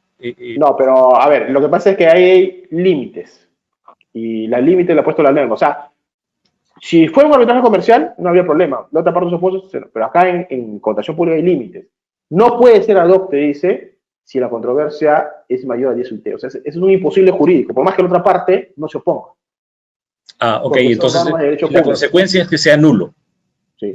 ¿Por qué? Porque por lo tanto, eso afecta el plazo de caducidad. Sí. ¿Ya? ¿Por qué? Porque no es posible pactar eso. En un arbitraje comercial sí, no hay ningún límite, pero en contratación pública sí tenemos esos límites establecidos por la norma, ¿no? Ok. Además, y la entidad seguramente, si es que lo conviene, va a alegar eso, por más de que ella haya iniciado el ad hoc. Claro. Ahora, el árbitro también podría declararlo, o cualquiera de las partes podría hacérselo ver al árbitro, y el árbitro va a tener que limitarse, digamos, y decir no puedo continuar con esto porque afecta una norma expresa de no poder... Competencia, claro, que el árbitro es competencia, pero eso lo revisa el juez, pues es un tema de forma, no es un tema de fondo. Ok, gracias. Gracias, Carlos. ¿Tenemos tiempo todavía, Peter? ¿Unos minutos más? Sí, por mí no hay problema, Oscar. Si hay más preguntas, con mucho gusto. Estamos sobre la hora. A ver, Roberto Sotomayor, tu pregunta, por favor. Te escucha el doctor Palomino. Doctor, buena, una consulta. Mire, yo he ganado una licitación. En las bases integradas aparece una proforma de contrato. Pero ¿qué pasa? Que al momento de hacerse el contrato, han transgredido, por decir, en la parte de la proforma de contrato dice claramente, de acuerdo con el numeral 225.3 del artículo 225, en la parte puede recurrir al arbitraje ad hoc cuando la controversia deriva del procedimiento de derecho cuyo valor referencial sea menor o igual a 5 millones. Eso en el contrato no lo han incluido. Aparte, en el contrato solamente dice cualquiera de las partes de derecho a iniciar el arbitraje. Pero en el contrato en sí, ya me ponen que el arbitraje tiene que ser en la Cámara de Comercio.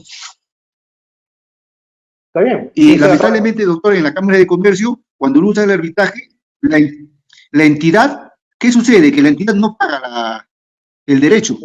Sí. Lo paga el contratista. Sí. Y lamentablemente las MIPES no tienen la capacidad económica para poder solventar ese pago. Sí, es cierto. Ese es el problema, bueno, un tema de, si bien... ¿Qué solución había en esos dos casos, doctor? Es que no hay solución, la única forma es que pagues y... Es más, a ver, lo bueno es que en los últimos años, y eso me parece correcto, es que los árbitros están poniendo que pague la parte vencida. Es decir, si al final tus pretensiones son declaradas fundadas, muchos tribunales ya están diciendo que pague la parte vencida, porque esa es la regla del arbitraje, parte de la paga vencida. Excepcionalmente, el tribunal puede decir, hay motivos atendibles que justifica que ambas partes paguen la mitad y mitad, pero la regla es que pague la parte vencida. Si tú ganas el arbitraje, la regla, en muchos tribunales ya están recogiendo ese principio, de que va a decir, ok, como ganó todas las pretensiones el demandante, que pague los costos arbitrales la parte vencida, ¿no? Si es la entidad, la entidad. Tengo algunos arbitrajes donde ya están los árbitros recomendando ese principio, el pago de la parte vencida. ¿Ya? Pero lamentablemente el tema económico sí, no, sinceramente ese es un problema. Debería haber algunos centros para estos tipos de MIPES, ¿no? Que debería haber tipo Arbitra Perú, ¿no? Para arbitrajes por montos pequeños, para MIPES, pero no hay, lamentablemente, y no hay otra forma. Si no, tu derecho caduca y no vas a poder reclamarlo, ¿no? La única esperanza que te queda es que el tribunal, si te declaran fundadas tus pretensiones, es que cargue todo el costo al final de la entidad para que te devuelvan. A ver, vamos a ver. Johnny Pérez. Johnny, habilita tu micrófono, Johnny Pérez. Buenas noches, doctor. Buenas noches. Johnny, escuchamos tu pregunta, por favor. Sí, doctor, la pregunta respectiva. Yo tengo un contrato con Electrooriente de calidad y 4 meses no me pagaron las valorizaciones. Así que mi abogado me dijo que inmediatamente yo rescindiera el contrato. Lo hice y me combinaron a que, siendo de acá de San Martín, Tarapoto, el mismo Electrooriente me dijo, ¿sabes qué? Vamos al arbitraje, pero vente acá a Loreto, al Colegio de Abogados de Loreto, al CAL Loreto. Así que bueno, yo tenía que acepté, me fui, hice los pagos, contraté al abogado, llevé todas las pruebas, presentamos la denuncia y pagué todo el 50%. Y el Electrooriente no quiso pagar el 50% y se truncó todo el proceso. Ya, y después de no sé cuántos meses me mandaron una carta diciendo que hasta ahora no paga el Electrooriente, no su parte. Y como que quedó suspendido ahí, pero no hay ninguna resolución de suspensión ni nada, solamente una simple carta que me hicieron llegar. Ahora yo le pregunto al doctor, han pasado más o menos 4 años. Ahora, ¿qué es lo que debo hacer? Lo más probable es que ya se haya archivado. No, eso es lo más probable que se haya archivado, porque ningún tribunal espera 4 años, ¿no? Sí, seguramente se ha archivado. Lo que va a hacer ahí es pagarla, ¿no es cierto? Claro, eso así es. Él debe pagar. Sí.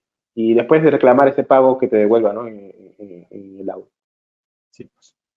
Respecto a las penalidades, Peter, ¿cuándo inicio el arbitraje? Tengo un caso muy interesante de eso. Ajá. Cuando me notifican a mí la penalidad, o cuando me aplican a mí la penalidad, o si el contrato ya venció y en el último pago me descuentan la penalidad. Tengo un caso así. En el último pago le descuentan la penalidad y inicia el arbitraje por la penalidad, pues. Y la entidad te pone una excepción, dice, oye, caducidad, ¿por qué ya te hice el último pago? Oye, pero, no, pues sí se estoy cuestionando el último pago, no, tú estás cuestionando la penalidad, no estás cuestionando el último pago ya te hice con esa factura. Y por lo tanto ya caducó tu derecho a reclamar la penalidad. Y el árbitro le quedó fundada su excepción. Claro, porque decía, oye, reclamo, ¿cuándo es que recuerden que la penalidad incluso puedo ser hasta el último pago, ¿no? De liquidación, dice lo mismo para la norma, o sea, pero el tema es que el último pago le descuentan la penalidad, una penalidad fuerte, ¿no? Y él pues inicia el arbitraje y dice, oye, estoy dentro del plazo del último pago, y le dice, no, el último pago ya lo hice, ya tú me cambiaste la factura y ya te pagué. O sea, como dice, para que te pague, cambia la factura, te dice, ¿no? Cambia la factura. ¿Y qué es esto? Dice tú la penalidad. Ya, ok. Entonces, cuando dice, ok, te cambia la factura e inicia el arbitraje de la penalidad. Ya, o sea, le habían descontado la penalidad de una valorización anterior al último pago. Claro, pero este no entrega de bienes, ¿ya? Pero porque así, igual puede complicarse. Entrega de bienes, le dice, no, hay una penalidad por la demora, has demorado, no sé, 20 días, algo así, un tema importante, ¿ya? Un momento importante. Y le dice, no, hay una penalidad, y ellos estaban pues discutiendo el tema de la penalidad porque para ellos sí hubo un tema de la ampliación de plazo y todo el tema, ¿no? Y le cambia la factura y dice, no, ya no puedes discutir la penalidad porque ya el último pago fue con tal fecha. Por lo tanto, ya estás fuera de plazo. Entonces quiere decir que el árbitro o el tribunal, en este caso, tomó la fecha de que el contratista se enteró de la penalidad y cambió la factura. Cambió la factura. Claro, ya, se le cambió, quiere decir que se enteró. Sabía se enteró, claro, se enteró, cambió la factura, cobró y dijo, ya, ese es el último pago. Y el tribunal dijo, no, ahora dijo, doctor, ya me hicieron la consulta después, ¿no? Bueno, sí, es un caso bastante particular. Le digo, ¿qué hubiera hecho yo? Lo que yo hubiera cuestionado primero es el último pago, ¿no? O sea, porque tú no, claro, le dice, oye, tú no estás cuestionando el último pago, estás cuestionando la penalidad. Y ya después del último pago. No hay cuestionamiento. No, pero sí, si la penalidad estoy cuestionando el último pago, como consecuencia. El tribunal dijo, no has cuestionado el último pago, por lo tanto, ya está fuera de plazo, caducado, ¿no? yo hubiera cuestionado el pago, pues, o sea, oye, quiero que me pagues de manera completa, ¿no? Que me canceles el monto de la tal factura, ¿no? Si bien, es más, lo que yo hubiera hecho cuando cambio, por si acaso tengo constancia que no estoy el pago, estoy inconforme, voy a iniciar por el último pago. El último pago y el tema de la penalidad hubiera hecho, ¿no? Para que no entre en duda, no esté en duda que no hay discusión el último pago. Hay que tener cuidado cuando la penalidad viene al último pago, ¿no? Otro caso, el contratista resuelve el contrato, ¿ya? Y la entidad pública, después de 30, 40 días, resuelve también el contrato. Hay dos resoluciones del contrato. El contratista debe iniciar el arbitraje después de que ha sido notificado de la segunda resolución del contrato de la entidad. Discúlpame, ¿puedes repetirme, por favor? El contratista resuelve el contrato. ¿Ya? Y no recibe ninguna notificación de la entidad que ha iniciado un arbitraje o una controversia, una conciliación. Y luego le llega una notificación de la entidad que también resuelve el contrato. El contratista debe iniciar el arbitraje por esa resolución de la entidad si es que él ya resolvió primero el contrato. Mira, si tú has resuelto bien el contrato y no te lo han cuestionado, no habría problema, ¿ya? Porque tu contrato está bien resuelto porque tu contrato es distinto y no puedes volver a resolverlo. Pero yo siempre recomiendo si inicia el arbitraje cuestionando la resolución de la entidad, porque no puede resolver un contrato ya extinto que se declare sin efecto, sin valor. Eso tienes que, y por lo menos para que esté una resolución de un tribunal arbitral diciendo que sí, pues ya tu resolución, la primera resolución es válida, por lo tanto, no es jurídicamente posible volver a resolver un contrato ya extinto, ya resuelto, ¿no? Claro. Sí, yo siempre recomiendo que sí cuestione el arbitraje. ¿Por qué? Porque si tú no lo cuestionas, a ver, supongamos que tú resuelves primero, después resuelve la entidad, nadie lo cuestiona. La entidad que va a hacer te va a enviar al tribunal. Exacto. La sanción. Claro, la sanción. Y el tribunal ya no va a revisar un árbitro experto en constitución pública, va a revisar el tribunal si es que tu procedimiento de resolución estuvo bien o no. ¿Ya? Entonces ahí, con el criterio del tribunal, tendrás que someterte, si confías en el criterio del tribunal, bueno, el tribunal dice, va a resolver eso, ¿tu procedimiento estuvo bien o no? Estuvo bien tu procedimiento, por tanto es válida, ya no te corresponde sanción. Pero decir, no estuvo bien tu resolución, por tanto no ha resuelto bien, entonces ahí revisa la resolución de la entidad. Correcto. Es dejar al tribunal, en todo caso, que decida, y yo recomiendo siempre mejor ir. Sí. Un favor, ¿puedes mostrar tu última lámina donde estaba tu teléfono y tu correo para aquellas personas que deseen hacer alguna pregunta, porque ya se nos agotó el tiempo, para que te la envíen a tu correo, por favor? Ya estamos sobre el tiempo. Les agradecemos mucho. ¿Puedes verlo? Sí, no, ya no, ahora sí. Perfecto, ahí, déjalo ahí. ¿Ya? Cualquier consulta, ahí. Cualquier consulta se la pueden enviar al doctor Palomino a su correo para que él le absuelva cualquier consulta que no hayamos podido presentar en esta noche. Estamos sobre la hora. No se olviden que la próxima semana tenemos el jueves igual de 6 a 7:30 el tema certificaciones ISO para contrataciones públicas más eficientes, con una expositora invitada también. Les agradecemos su asistencia. Peter, te doy unos minutos para que te despidas, por favor, de nuestros asistentes. Hemos estado con 178 personas conectadas a lo largo del seminario. Bueno, gracias sobre todo a ti, Oscar, por la oportunidad. Siempre es bueno estos cursos. Tú contribuyes bastante en esto, ¿no? Con el tema de capacitar a las personas. Veo que siempre, cada semana, haces un tema diferente, temas muy interesantes, traes a expertos, ¿no? A tratar temas de contratación pública. Tú contribuyes a que cada vez haya personas con mayor capacidades, actitudes para ver temas de compra, procedimientos de selección, contratar con el Estado, ¿no? Y eso es importante, es un aporte muy valioso entonces a este sector, ¿no? Y gracias a todos por asistir. Cualquier cosa quedo a su disposición. También siempre los invoco a seguir siempre capacitándose, ¿no? Y siempre contratar por el Estado siempre es un riesgo. Entonces siempre es bueno estar capacitado, saber, conocer, ¿no? Para no incurrir en errores, ¿no? Que a la larga puede ocasionarles perjuicios a ustedes con su empresa, ¿no? Entonces, gracias nuevamente a ti, Oscar, y a todo lo demás, y hasta otra oportunidad. Gracias, Peter. Seguimos en contacto. Estimados amigos, muchas gracias por su participación. Que tengan un buen fin de semana. No se olviden que los esperamos el próximo jueves a la misma hora.